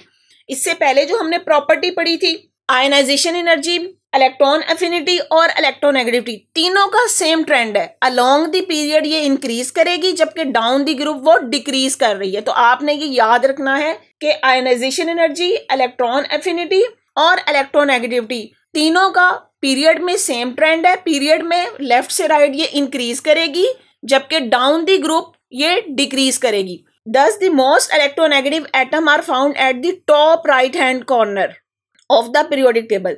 The most electronegative atom are fluorine, oxygen, nitrogen and chlorine. तो सबसे ज्यादा जो electronegative atom है वो fluorine, oxygen, nitrogen and chlorine है, और इसमें भी सबसे ज्यादा हाईएस्ट इलेक्ट्रोनेगेटिविटी फ्लोरीन की होगी। The most electropositive element lies at the bottom left to the periodic table. और सबसे इलेक्ट्रोपॉजिटिव एलिमेंट है जो पीरियोडिक टेबल के लेफ्ट में और बॉटम राइट, मतलब सबसे लास्ट में। तो वो कौन सा होगा? वो पहले ग्रुप का लास्ट मेंबर होगा। इलेक्ट्रोनेगेटिव वैल्यूज दी गई हैं। अच्छा, यहाँ पे मैं आपका ये देखें, यहाँ पे लिखा गया है major on a polling scale. तो इसका मतलब हुआ इलेक्ट्रोनेगेटिविटी की वैल्यू जो है वो पॉलिंग स्केल पे मेजर की जाती है। ये आपने ये बात याद रखनी है। आपके एमसीक्यू पॉइंट ऑफ व्यू से ये इंपॉर्टेंट, आपसे क्वेश्चन भी पूछा जा सकता है कि इलेक्ट्रोनेगेटिविटी की वैल्यू किस स्केल पे मेजर की जाती है, तो वो पॉलिंग स्केल है। सेकेंड पीरियड एलिमेंट की दी गई है इलेक्ट्रोनेगेटिविटी। अब हमने कहा था पीरियड में ये लेफ्ट से राइट इंक्रीज कर रही है। तो यहाँ पे देखें, लिथियम की 1 है, ब्रिलियम की 1.6 एंड सो ऑन, और आगे फ्लोरीन की कितनी है? 4। और डाउन दी ग्रुप डिक्रीज करती है। तो यहाँ पे देखें इलेक्ट्रोनेगेटिविटी हेलोजेंस की दी गई है 17 ग्रुप की, तो डाउन दी ग्रुप यहाँ पे ये डिक्रीज कर रही है। इंटरेस्टिंग इंफॉर्मेशन दी गई है, electronegativity is one of the most well known property for explaining why chemical reaction take place. तो इलेक्ट्रोनेगेटिविटी की बेस पे आप बता सकते हैं कि किसी भी एलिमेंट्स में या किसी एलिमेंट के एटम्स में जो है वो केमिकल रिएक्शन क्यों होता है। आज का हमारा टॉपिक है metallic character and reactivity. Periodic table की बात कर रहे थे, तो पीरियोडिक टेबल के अकॉर्डिंग देखेंगे कि कौन से एटम या कौन से एलिमेंट उनका कितना मेटालिक करैक्टर ज्यादा होता है और उनकी रिएक्टिविटी क्या है। The metallic character is the tendency of an element to lose electron and form positive ion or cation. तो metallic character की definition क्या है? Tendency of an element to lose electron and form positive ion or cation. वो एक electron lose करे या 2 करे तो उससे उसका पॉजिटिव आयन बने, ये उसका मेटालिक करैक्टर है। Since the ionization energy decrease down the group, the element have increased ability to lose electron. जितनी ionization energy कम होगी उतना ही उसकी ability increase कर जाएगी कि इलेक्ट्रॉन को लूज करें। For this reason, both the metallic character and reactivity increase down the group. तो down the group जाते हुए metallic character increase करेगा। As we move from left to right in the period, the nuclear charge increases due to the gradual increase in the number of protons in the nucleus. अब यहाँ पे क्या बात की गई है? जैसे जैसे हम पीरियड में लेफ्ट से राइट जाते हैं तो न्यूक्लियर चार्ज इंक्रीज करता जाता है, क्योंकि वहां पे उनके प्रोटॉन नंबर इंक्रीज कर रहे हैं। Owing to this, the valence electron are pulled strongly by the nucleus, making it difficult for the atom to lose electron. तो जितना न्यूक्लियस चार्ज इंक्रीज करेगा उतना ही उस एटम के लिए अपने इलेक्ट्रॉन को रिमूव करना मुश्किल हो जाएगा। क्यों? क्योंकि उसके ऊपर न्यूक्लियस की पुल ज्यादा है। Hence the metallic character decrease in the period from left to right. तो metallic character डिक्रीज करता है पीरियड में। The chemical reactivity gradually decreases as we move from left to right in a period. For example, the second period start with a very reactive element sodium, which is followed by the less reactive magnesium.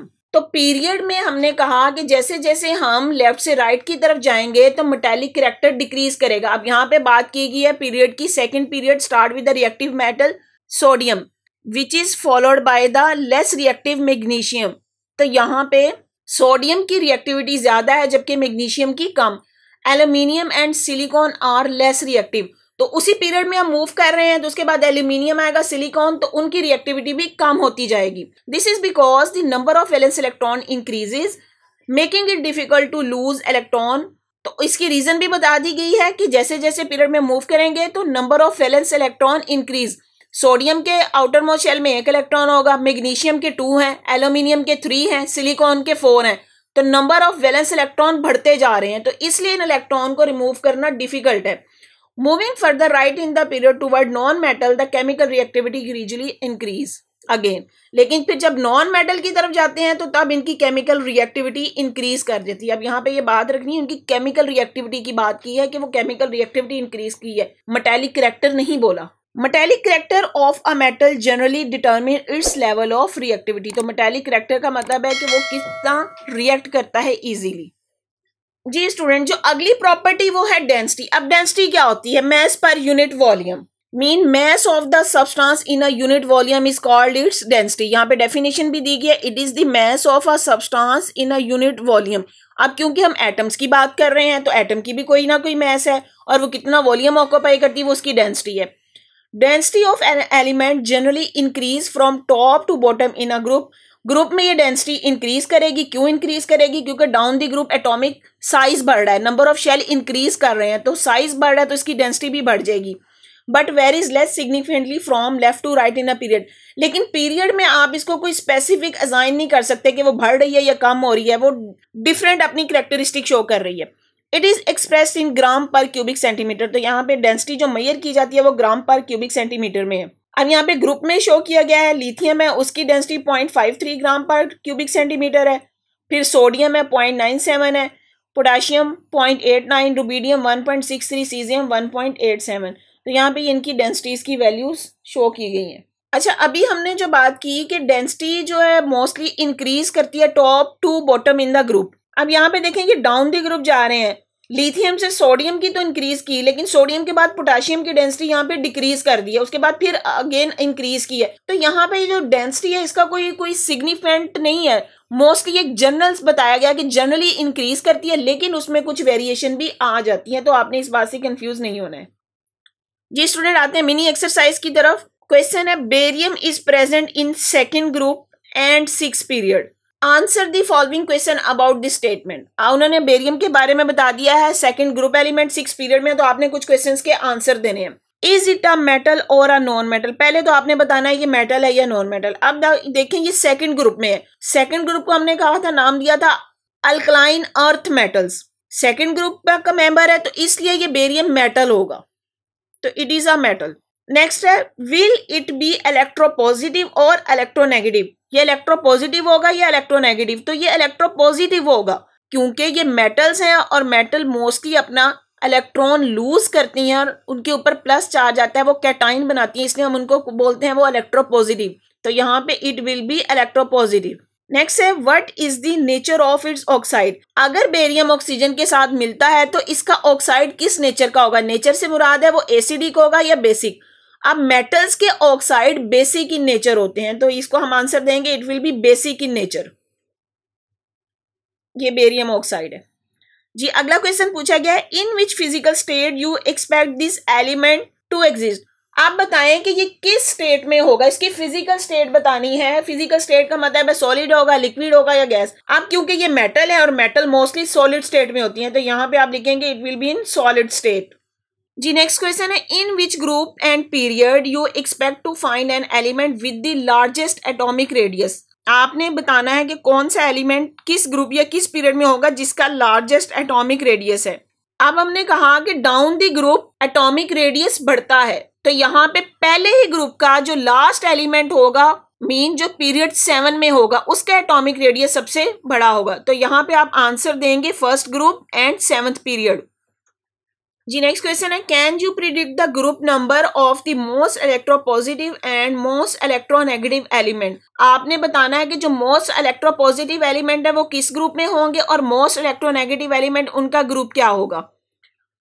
तो जो first group के elements हैं वो most electropositive हैं, तो इसका answer होगा first group elements.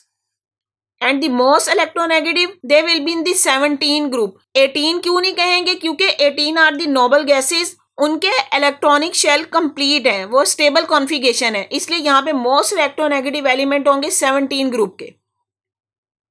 Fluorine, chlorine, bromine, ये सब 17 ग्रुप में आ जाते हैं। जी नेक्स्ट क्वेश्चन है, choose among the following the elements having the lowest ionization energy and the element with the highest electron affinity, also assign it group number and period number. अब यहाँ पे आपको कुछ एलिमेंट दिए गए हैं और उन्होंने कहा है कि इसमें से कौन सा एलिमेंट ऐसा है जिसकी लोएस्ट आयोनाइजेशन एनर्जी होगी और हाईएस्ट इलेक्ट्रॉन एफिनिटी होगी। अब अगर इन एलिमेंट्स को देखें, यहाँ पे जो एलिमेंट दिए गए हैं लिथियम और पोटेशियम, ये एक ग्रुप से बिलोंग करते हैं। फ्लोरीन और क्लोरीन ये एक ग्रुप से हैं। डाउन दी ग्रुप हमने कहा था कि आयनाइजेशन एनर्जी डिक्रीज करती है, तो लिथियम पहले आता है, पोटाशियम बाद में, तो यहां पे पोटाशियम की आयनाइजेशन एनर्जी लोएस्ट होगी। अब यहां पे इन एलिमेंट में देखें, हाईएस्ट इलेक्ट्रॉन एफिनिटी फ्लोरीन और क्लोरीन में फ्लोरीन की हाईएस्ट इलेक्ट्रॉन एफिनिटी वैल्यू है जो कि 4 है, तो यहां पे आप देखेंगे fluorine has the highest electron affinity. आगे आपसे क्वेश्चन में पूछा गया also assign its group number and period number. अब यहाँ पे देखें पोटाशियम जो है फर्स्ट ग्रुप का मेंबर है और 4th पीरियड में आता है, तो पोटाशियम फर्स्ट ग्रुप और 4th पीरियड में आएगा। इसी तरह अगर आप फ्लोरीन को देखें, फ्लोरीन जो है वो 17 ग्रुप है और इसका पीरियड होगा 2nd पीरियड।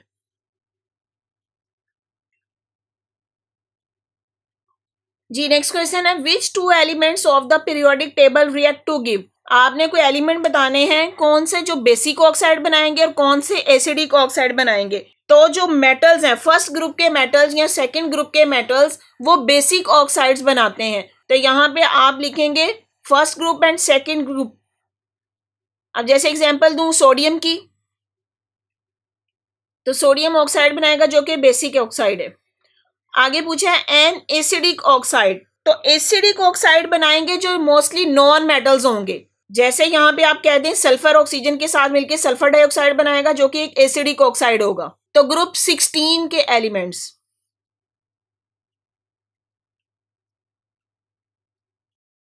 आज हम यूनिट 8 की एक्सरसाइज की बात करेंगे। आते हैं एमसीक्यू की तरफ। First one is in which period and group will you place the element which is an important part of the solar cell. Solar cell में कौन सा एलिमेंट यूज होता है और आप उसको किस ग्रुप में रखेंगे। तो सोलर सेल में यूज होने वाला एलिमेंट सिलिकॉन है, तो silicon 3rd period and 14 group का एलिमेंट है, तो ए ऑप्शन इसमें करेक्ट होगी। Identify the electronic configuration of the outermost shell of transition metal. Transition metal के आउटर मोस्ट शेल की इलेक्ट्रॉनिक कॉन्फ़िगरेशन क्या थी। तो जो ट्रांजिशन मेटल्स हैं उनमें d subshell under process of completion है, तो यहाँ पे ऑप्शन बी आएगी NDXNS2। नेक्स्ट है which is the softest metal. अब यहाँ पे आपको कुछ मेटल दी गई, इनमें पूछा गया कौन सी मेटल सॉफ्ट है, तो इसमें sodium is the softest metal. Next question है a yellow solid element exists in allotropic form which is also present in fossil fuel, indicate the name। यहाँ पे yellow solid, yellow mostly colour होता है sulphur का और वो fossil fuel में भी यूज होता है, तो इसलिए यहाँ पे हमारा आंसर डी ऑप्शन करेक्ट होगा, sulphur. How many electron can nitrogen accept in outermost shell. अब नाइट्रोजन ग्रुप 15 का एलिमेंट है और इसके आउटर मोस्ट शेल में 5 इलेक्ट्रॉन होते हैं। अपना ऑक्टेट कंप्लीट करने के लिए इसको 3 और इलेक्ट्रॉन चाहिए, तो यहाँ पे बी ऑप्शन इसमें करेक्ट होगा। नेक्स्ट है which element is the most reactive element. कुछ एलिमेंट दिए गए, इसमें सबसे रिएक्टिव एलिमेंट कौन सा होगा, तो इसमें आंसर आ जाएगा फ्लोरीन। फ्लोरीन का एटॉमिक रेडियस सबसे छोटा है, इसलिए ये ज्यादा रिएक्टिव होगा। यहाँ उसकी इलेक्ट्रोनेगेटिविटी बहुत ज्यादा हाई है, इलेक्ट्रॉन एफिनिटी की वैल्यू इसकी सबसे मैक्सिमम है, इसीलिए ये मोस्ट रिएक्टिव एलिमेंट होगा। नेक्स्ट है which element has the highest melting point. अब यहाँ पे आपको कुछ एलिमेंट्स दिए गए हैं, फर्स्ट ग्रुप के एलिमेंट, और पूछा गया है कि इनमें से किसका मेल्टिंग पॉइंट हाईएस्ट होगा। तो जो मेल्टिंग पॉइंट है वो डाउन दी ग्रुप डिक्रीज करते हैं, तो अगर डाउन दी ग्रुप डिक्रीज करते हैं तो इस ग्रुप में पहला मेंबर जो है सोडियम है, इसलिए सोडियम का ही हाईएस्ट मेल्टिंग पॉइंट होगा, तो इसमें ए ऑप्शन करेक्ट आएगी।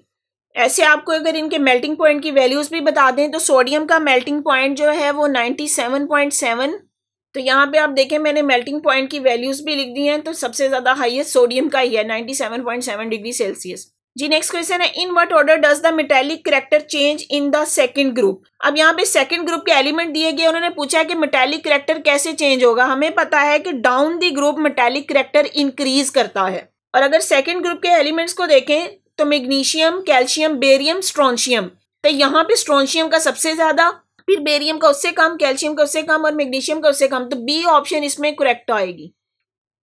नेक्स्ट है which of the following best describe the correct order of oxygen, fluorine and nitrogen atomic radii. यहाँ पे उन्होंने बताया कि कौन सा डिस्क्राइब करता है कि इनके एटॉमिक रेडियाई का बेस्ट ऑर्डर है। अगर आप इनके एटॉमिक रेडियाई की वैल्यूज देखें तो फ्लोरीन का एटॉमिक रेडियस जी तो देखें, फ्लोरीन का 42 पिकोमीटर है, ऑक्सीजन का 48 और नाइट्रोजन का 56।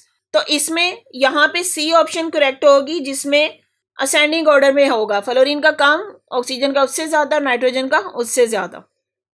जी नेक्स्ट है the element having less value of ionization energy and less value of electron affinity is likely to belong. कौन से एलिमेंट जिनकी आयनाइजेशन एनर्जी लेस होगी और इलेक्ट्रॉन अफिनिटी वैल्यू भी कम होगी, वो किस ग्रुप से बिलोंग करेंगे? तो वो ग्रुप 1 से बिलोंग करेगा। इसमें ए ऑप्शन करेक्ट आ जाएगा।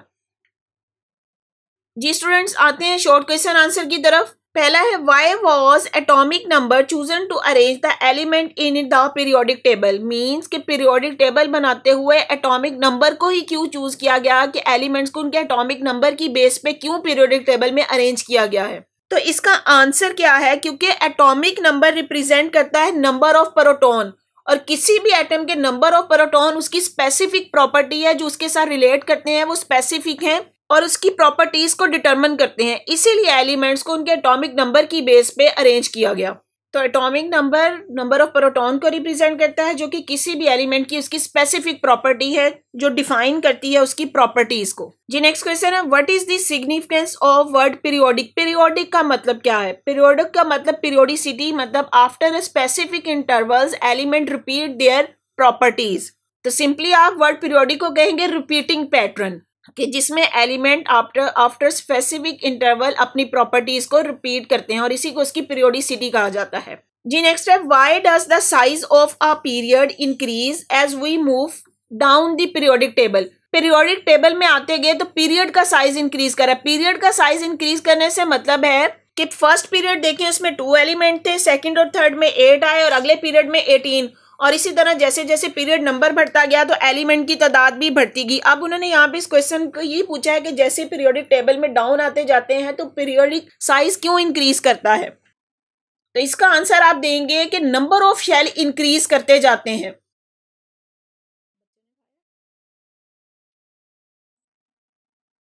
जी नेक्स्ट क्वेश्चन है in a group the elements have the same number of electron in the outermost shell, why is it so. कि किसी भी एक ग्रुप में नंबर ऑफ इलेक्ट्रॉन, जो आउटर मोस्ट शेल में नंबर ऑफ इलेक्ट्रॉन है, वो सेम क्यों होते हैं? तो इसका आंसर होगा कि पीरियोडिक टेबल में उसके ग्रुप में एलिमेंट्स को अरेंज ही उस तरतीब से किया गया है कि जहां पे उनकी इलेक्ट्रॉनिक कॉन्फ़िगरेशन सेम शो करते हैं। तो पीरियोडिक टेबल में एलिमेंट को ऑर्गेनाइज किया गया है उनकी इलेक्ट्रॉनिक कॉन्फ़िगरेशन की बेस पे, इसलिए किसी एक ही ग्रुप में आने वाले जितने भी एलिमेंट्स हैं उनके आउटर मोस्ट शेल में सेम इलेक्ट्रॉन होते हैं। जैसे ग्रुप 1 की एग्जांपल दे लें, उनके आउटर मोस्ट शेल में 1 इलेक्ट्रॉन होगा, ग्रुप 2 में आउटर मोस्ट शेल में 2 इलेक्ट्रॉन होंगे। जी नेक्स्ट है do you expect calcium to be more reactive than sodium, give the reason of your answer. क्या आप ये कहते हैं कि कैल्शियम जो है वो सोडियम की निस्बत ज्यादा रिएक्टिव है? तो यहाँ पे इसका आंसर होगा no, calcium is no more reactive than sodium, क्योंकि इसकी हमने बात की थी कि सोडियम को अपना आउटर मोस्ट इलेक्ट्रॉन एक इलेक्ट्रॉन रिलीज करना पड़ता है कैटाइन बनने के लिए, जबकि कैल्शियम के आउटर मोस्ट शेल में 2 इलेक्ट्रॉन्स हैं, तो वो वहां पे 2 इलेक्ट्रॉन रिलीज करेगी। तो क्योंकि सोडियम अपना एक इलेक्ट्रॉन इजीली रिलीज कर सकती है, इसलिए यहाँ पे सोडियम ज्यादा रिएक्टिव होगी। या फिर आप इसमें यह भी कह सकते हैं कि सोडियम की आयनाइजेशन एनर्जी कैल्शियम की निस्बत कम है, इसलिए सोडियम ज्यादा रिएक्टिव होगी और कैल्शियम उससे कम होगी। जी नेक्स्ट क्वेश्चन है which element has the maximum atomic radius and which element has the minimum atomic radius in the period. अगर आप किसी भी पीरियड में देखें तो कौन सा ऐसा एलिमेंट है जिसका एटॉमिक रेडियस सबसे बड़ा होगा? अब यहाँ पे थर्ड पीरियड की बात की गई है। थर्ड पीरियड यहाँ पे स्टार्ट होता है सोडियम से। हमने एटॉमिक रेडियस का ट्रेंड पढ़ा था कि along the period atomic radius decrease करता है। थर्ड पीरियड क्योंकि सोडियम से स्टार्ट हो रहा है, इसका मतलब हुआ कि यहाँ पे सोडियम का एटॉमिक रेडियस मैक्सिमम होगा और एंड होता है आर्गोन पे, तो आर्गोन का एटॉमिक रेडियस मिनिमम होगा। यहाँ पे मैं आपको इसकी वैल्यूज भी बता देती हूँ। तो थर्ड पीरियड में सोडियम का मैक्सिमम एटॉमिक रेडियस होगा जो कि 190 है और आर्गोन का मिनिमम होगा जो कि 71 पिकोमीटर है। जी नेक्स्ट क्वेश्चन है why are the most electronegative element present in 6 and 7th group. 6 and 7th group मुराद है यहाँ पे 16 एंड 17। यहाँ पे आप इसकी करेक्शन कर लें, आपके पीरियोडिक टेबल में इसको 16 और 17 ग्रुप कहा गया है। तो पूछा गया why are the most electronegative element are present in 16 and 17 group. तो इन ग्रुप के एलिमेंट्स मोस्ट इलेक्ट्रोनेगेटिव क्यों होते हैं? क्योंकि एक तो उनका एटॉमिक साइज छोटा होता है, दूसरा उनके ऊपर न्यूक्लियर चार्ज ज्यादा होता है। तो यहाँ पे आप जो रीजन देंगे, स्मॉल एटॉमिक साइज होता है, हाई न्यूक्लियर चार्ज होता है और हाई इलेक्ट्रॉन एफिनिटी वैल्यूज होती हैं। इसी वजह से ग्रुप 16 और 17 के एलिमेंट जो है वो मोस्ट इलेक्ट्रोनेगेटिव होते हैं। जी नेक्स्ट क्वेश्चन है, the first ionization energy value of magnesium is less than the second one, give reason. Magnesium 2 electron release करता है। फर्स्ट इलेक्ट्रॉन रिलीज करने के लिए जो आयनाइजेशन एनर्जी है वो उसकी फर्स्ट आयनाइजेशन एनर्जी है, और सेकंड इलेक्ट्रॉन रिलीज करने के लिए जो आयनाइजेशन एनर्जी है वो उसकी सेकंड आयनाइजेशन एनर्जी। अब यहाँ पे क्वेश्चन में पूछा गया है कि first ionization energy value of magnesium is less than second one, इसकी रीजन क्या है? तो इसकी रीजन ये है कि फर्स्ट आयनाइजेशन एनर्जी तो वो एनर्जी वैल्यू है जो पहला इलेक्ट्रॉन रिलीज करने के लिए चाहिए, लेकिन जब उसका सेकंड इलेक्ट्रॉन रिलीज करना होता है तो हमारे पास वो पहले ही पॉजिटिव चार्ज है, उसके ऊपर पॉजिटिव आयन वो बन चुका है। तो पॉजिटिव आयन से इलेक्ट्रॉन को रिलीज करने के लिए ज्यादा एनर्जी चाहिए होती है। अब यहाँ देखिए, मैग्नीशियम की first ionization energy 737 kilo joules पर मोल है और सेकंड आयनाइजेशन एनर्जी 1450। तो इसकी रीजन आपने यही बतानी है कि जो सेकंड आयनाइजेशन एनर्जी की वैल्यू हाई इसलिए होती है क्योंकि इसके पॉजिटिव एलिमेंट से या इसके ऊपर ऑलरेडी पहले पॉजिटिव चार्ज आ जाता है, उसमें से इलेक्ट्रॉन रिलीज करना होता है, इसलिए सेकंड आयनाइजेशन एनर्जी की वैल्यू हाई होती है। जी नेक्स्ट क्वेश्चन है, is it possible for 2 metals और 2 non metals to form an ionic bond. अब यहाँ पे बात की गई है कि क्या दोनों मेटल्स में या दोनों नॉन मेटल्स में आयनिक बॉन्ड बनता है? नो। तो 2 मेटल्स के दरमियान बनने वाला बॉन्ड मेटालिक बॉन्ड होता है और 2 नॉन मेटल्स के दरमियान बनने वाला बॉन्ड कोवलेंट बॉन्ड होता है। जी नेक्स्ट क्वेश्चन है, which element has the least value of ionization energy and which element has the highest value of electronegativity. आपने पीरियोडिक टेबल में वो एलिमेंट बताना है कि जिसकी आयनाइजेशन एनर्जी सबसे कम हो, और एक और एलिमेंट बताना है जिसकी इलेक्ट्रोनेगेटिविटी वैल्यू सबसे हाईएस्ट हो। तो यहाँ पे down the group ionization energy value जो है वो डिक्रीज कर दिया। तो पहले ग्रुप में सीजियम की आयनाइजेशन एनर्जी वैल्यू सबसे लीस्ट होगी और हाईएस्ट इलेक्ट्रॉन नेगेटिविटी वैल्यू जो है वो फ्लोरीन की होगी। जी स्टूडेंट्स, नेक्स्ट आते हैं कंस्ट्रक्टेड रिस्पॉन्स क्वेश्चंस की तरफ। Suppose a new element is discovered. Where would you like to accommodate this element in the periodic table? Suppose करें कि एक न्यू एलिमेंट डिस्कवर हुआ है तो आप उसको पीरियोडिक टेबल में कहाँ पे जगह देंगे, आपको कैसे पता चलेगा? अब हमें पता है कि पीरियोडिक टेबल में एलिमेंट्स को उनके एटॉमिक नंबर की बेस पे अरेंज किया गया है। तो जो न्यू डिस्कवर होने वाला एलिमेंट है, हम सबसे पहले तो देखेंगे कि उसका एटॉमिक नंबर क्या है और उसकी केमिकल प्रॉपर्टीज क्या हैं। उसकी बेस पे उसकी इलेक्ट्रॉनिक कॉन्फ़िगरेशन देखते हुए हम उसको पीरियोडिक टेबल में अरेंज करेंगे। जी नेक्स्ट क्वेश्चन है, what is the first element of the periodic table? Will it lose an electron और गेन? आपसे पूछा गया है कि पीरियोडिक टेबल का फर्स्ट एलिमेंट कौन सा है और ये बताएं क्या वो लूज करेगा इलेक्ट्रॉन या गेन करेगा। तो पीरियोडिक टेबल का फर्स्ट एलिमेंट जो है वो हाइड्रोजन है। अब हाइड्रोजन के पास एक इलेक्ट्रॉन है, एटॉमिक नंबर 1, इसका मतलब है इसके पास एक ही प्रोटॉन और एक ही इलेक्ट्रॉन है। अगर तो वो अपना इलेक्ट्रॉन रिलीज कर देता है, अगर इलेक्ट्रॉन रिलीज करेगा तो वो पॉजिटिव आयन बना देगा, और अगर वो इलेक्ट्रॉन एक्सेप्ट करता है तो वो नेगेटिव आयन बनाएगा।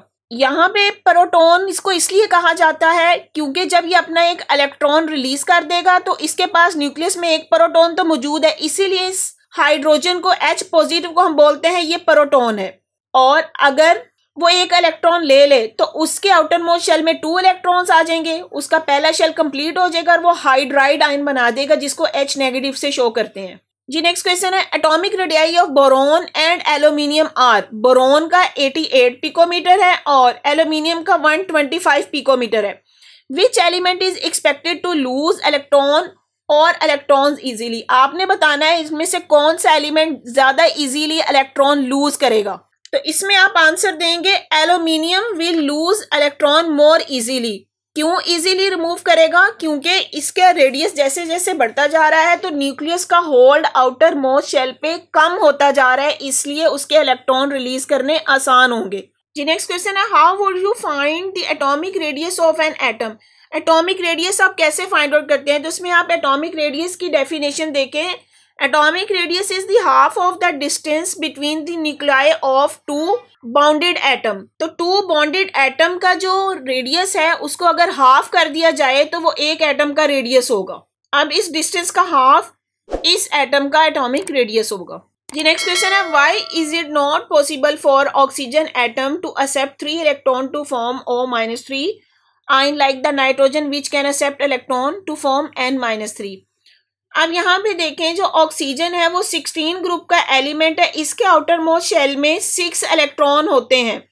मीन इसको अपना ऑक्टेट कंप्लीट करने के लिए सिर्फ 2 इलेक्ट्रॉन चाहिए, जबकि नाइट्रोजन देखें, इसके आउटर मोस्ट शेल में 5 इलेक्ट्रॉन्स होते हैं, इसको अपना ऑक्टेट कंप्लीट करने के लिए 3 चाहिए। तो नाइट्रोजन 3 लेके N-3 में तो कन्वर्ट हो सकता है, लेकिन ऑक्सीजन नहीं, ऑक्सीजन बल्कि O-2 में होता है क्योंकि ये 2 इलेक्ट्रॉन लेता है। जी नेक्स्ट आते हैं डिस्क्रिप्टिव क्वेश्चंस की तरफ। Which information is needed to locate the element in the periodic table if you do not know its atomic number? Is atomic mass helpful for this purpose? आपसे अब उन्होंने क्वेश्चन में पूछा है कि अगर आपको किसी एलिमेंट का एटॉमिक नंबर नहीं पता है तो फिर आप उसको किस तरीके से पीरियोडिक टेबल में अरेंज करेंगे। और क्वेश्चन में पूछा है कि is atomic mass helpful for this purpose? Yes, atomic mass helpful होगी क्योंकि हमें पता है कि जब एटॉमिक नंबर नहीं डिस्कवर हुआ था तो एलिमेंट्स को एटॉमिक मास की बेस पे ही पीरियोडिक टेबल में अरेंज किया गया था। उसको मेंडलीव पीरियोडिक टेबल बोलते हैं। जो साइंटिस्ट था मेंडलीव, उसने एलिमेंट्स को उनके एटॉमिक मास की बेस पे ही अरेंज किया था और वो काफी हद तक कामयाब हो गया था एलिमेंट्स को अरेंज करने में, लेकिन कुछ ड्रॉबैक्स भी थे उसके। तो इसलिए आप यहाँ पे कह सकते हैं कि अगर आपको एलिमेंट का एटॉमिक नंबर नहीं पता तो आप उसको उसकी एटॉमिक मास की बेस पे कर सकते हैं अरेंज। और इसके अलावा कौन सी प्रॉपर्टीज आपको पता होनी चाहिए कि आप उससे देखेंगे उसकी केमिकल प्रॉपर्टीज कौन कौन सी हैं, क्योंकि केमिकल प्रॉपर्टीज पता होंगी तो आप उसको कोई ग्रुप एलोकेट कर देंगे कि वो किस ग्रुप में जाके सुटेबल होगा। जी नेक्स्ट क्वेश्चन है, how many blocks of elements are present in the periodic table? Are these block helpful in studying the properties of element? तो पीरियोडिक टेबल में 4 ब्लॉक्स थे, S, P, D and F. तो definitely these blocks are helpful in studying the properties of element, क्योंकि हर block के element जो है वो डिफरेंट प्रॉपर्टी शो करते हैं। फॉर एग्जांपल जो S ऑर्बिटल जिनमें होता है वो मोस्टली मेटल्स हैं, P ब्लॉक वाले जो है वो नॉन मेटल्स आ जाते हैं जो कोवलेंट बॉन्ड बनाते हैं, D वाले को हमने बोला था वो ट्रांजिशन है, और F वाली जो है वो लेंथेनाइड और एक्टेनाइड सीरीज है। Explain the variation in the following properties in the periods giving the reason. आप कुछ प्रॉपर्टी दी गई है, एटॉमिक रेडियस का बताना है और आयनाइजेशन एनर्जी का बताना है कि पीरियड में ये किस तरीके से चेंज होती हैं। तो एटॉमिक रेडियस जो है वो पीरियड में लेफ्ट टू राइट जाते हुए डिक्रीज करता है, और डिक्रीज क्यों करता है उसकी रीजन यही है कि जैसे जैसे हम पीरियड में मूव करते हैं आउटर मोस्ट इलेक्ट्रॉन्स के ऊपर न्यूक्लियर चार्ज बढ़ता जाता है। न्यूक्लियर चार्ज बढ़ने की वजह से वो उन इलेक्ट्रॉन के ऊपर अपनी होल्ड ज्यादा लगाता है, जिसकी वजह से उसका एटॉमिक रेडियस स्क्वीज कर जाता है और वो कम हो जाएगा। अगला ट्रेंड पूछा गया है ionisation energy. Ionisation energy along the period increase करती है। आयनाइजेशन इंक्रीज करती है क्योंकि it depend upon the atomic size of an atom. जी स्टूडेंट्स, अगला क्वेश्चन है, which physical property of element में lead us to know what type of bond it will form? कौन सी फिजिकल प्रॉपर्टी है जिससे हमें पता चलेगा कि कोई एलिमेंट कौन सा बॉन्ड बनाता है? तो हमने जो प्रॉपर्टीज पढ़ी थी, जैसे इलेक्ट्रोनेगेटिविटी पढ़ी थी या उसकी आयनाइजेशन एनर्जी पढ़ी थी या इलेक्ट्रॉन एफिनिटी, तो इससे हमें पता चलता है कि कोई भी एलिमेंट कौन सा बॉन्ड बनाता है। फॉर एग्जाम्पल के एलिमेंट जिनका दरमियान जो इलेक्ट्रोनेगेटिविटी का डिफरेंस बहुत ज्यादा हाई होगा तो वो आयनिक बॉन्ड बनाएंगे। फिर आप कह सकते हैं जिनकी आयनाइजेशन एनर्जी वैल्यू लो होगी तो वो कैटाइंस बनाएंगे। इसी तरह कह सकते हैं कि एलिमेंट जिनकी इलेक्ट्रॉन एफिनिटी वैल्यू हाई होगी तो वो एनाइन बनाएंगे। तो आपने इस क्वेश्चन को in terms of electronegativity, ionization energy और इलेक्ट्रॉन एफिनिटी की बेस पे एक्सप्लेन करना है। जी स्टूडेंट्स, नेक्स्ट क्वेश्चन है, write down the name of the 4 non metal which exist in solid state at the normal temperature. कुछ 4 non metals के नाम बताने हैं जो रूम टेम्परेचर पे सॉलिड स्टेट में एग्जिस्ट करती हैं। तो वो 4 नॉन मेटल्स जो है उसमें आ जाएगी, फास्फोरस आ जाती है, सल्फर है, आयोडीन एंड क्लोरीन। जी नेक्स्ट है, why do second and third period have equal number of elements while all other period contain different number of element? अब यहाँ पे क्वेश्चन में पूछा गया है कि सेकंड और थर्ड पीरियड के इक्वल नंबर है। सेकंड और थर्ड पीरियड में 8 एलिमेंट्स हैं और जबकि दूसरे पीरियड में इससे ज्यादा एलिमेंट है। तो इसकी क्या रीजन है? जैसे जैसे पीरियड्स में एलिमेंट का एटॉमिक नंबर बढ़ता जाता है, उसमें प्रोटॉन की तादाद बढ़ती जाती है, प्रोटॉन के साथ साथ उसके इलेक्ट्रॉन्स का तादाद भी बढ़ती जाती है। तो यही रीजन है कि एलिमेंट्स जो हैं वो हर पीरियड में डिफरेंट होते गए, क्योंकि उनका एटॉमिक नंबर बढ़ रहा था। एटॉमिक नंबर बढ़ने से मुराद कि उनके पास इलेक्ट्रॉन की तादाद भी बढ़ती जा रही थी। जी नेक्स्ट आते हैं इन्वेस्टिगेट क्वेश्चंस की तरफ। Arrangement of an element in form of periodic table is a remarkable achievement of the chemist. Comment on the statement seeding the benefit of this table. आपसे पूछा गया है कि अब जो साइंटिस्ट ने किया कि एलिमेंट्स को पीरियोडिक टेबल में अरेंज कर लिया, ये तो उनकी बहुत बड़ी अचीवमेंट थी। आप इसके बेनिफिट के बारे में बताएं कि आपको क्या बेनिफिट मिलते हैं। तो इसका सबसे पहला बेनिफिट तो ये हुआ कि एलिमेंट को ऑर्गेनाइज कर दिया गया एक प्रॉपर वे में। फिर आप इसमें देख सकते हैं, कोई भी ट्रेंड को पढ़ सकते हैं, जैसे आयनाइजेशन एनर्जी की वैल्यूज क्या है, इलेक्ट्रॉन एफिनिटी क्या है। फिर आप इसमें एलिमेंट की प्रॉपर्टीज को प्रिडिक्ट कर सकते हैं। और चौथा जो बेनिफिट है कि आप अनडिस्कवर्ड एलिमेंट की प्रॉपर्टीज को भी बता सकते हैं। जी नेक्स्ट क्वेश्चन है, both lithium and beryllium show behaviour different from rest of an alkali and alkaline earth metal. इसका मतलब हुआ लिथियम जो है वो अल्कली मेटल का पहला मेंबर है और बेरिलियम अल्कलाइन अर्थ मेटल का पहला मेंबर है। Can you think of this possible reason for this difference. तो आपने ये बताना है कि ये दोनों क्यों डिफरेंट बिहेवियर शो करती हैं अपनी बाकी अल्कली मेटल की निस्बत। तो आप इसका आंसर देंगे कि lithium and beryllium both have the small atomic radii than that of other member of their groups. जी नेक्स्ट क्वेश्चन है, modern periodic table is the amended form of the earlier table developed by the Mendeleev. Elaborate how these two table are different from each other. अब यहाँ पे हमें पता है जो modern periodic table है it is based on the atomic number. Modern periodic table में elements को एटॉमिक नंबर की बेस पे अरेंज किया गया है, जबकि जो मेंडलीफ का पीरियोडिक टेबल था उसने उनको एटॉमिक मास की बेस पे अरेंज किया था। और दूसरी बात, क्योंकि ये एटॉमिक मास की बेस पे अरेंज किया गया था इसलिए ये लेस ऑर्गेनाइज था, जबकि modern periodic table atomic number की बेस पे अरेंज किया गया है, मोर ऑर्गेनाइज्ड है। यहाँ पे ये आपको एलिमेंट्स की प्रॉपर्टीज के बारे में ज्यादा बेहतर बताता है और ऐसे एलिमेंट के बारे में भी बताता है जो अभी तक अनडिस्कवर हैं या जिनको अभी तक डिस्कवर नहीं किया गया, तो उनकी प्रॉपर्टीज के बारे में भी बताएगा। जी स्टूडेंट्स, अगर आपको मेरा लेक्चर पसंद आया है तो मेरी वीडियो को लाइक करें, अपने फ्रेंड्स के साथ शेयर करें, मेरे चैनल को सब्सक्राइब करें और बेल आइकन पे क्लिक कर दें ताकि हर आने वाली न्यू वीडियो सबसे पहले आपको मिल जाए। Thank you. दुआओं में याद रखिए। अल्लाह हाफिज़।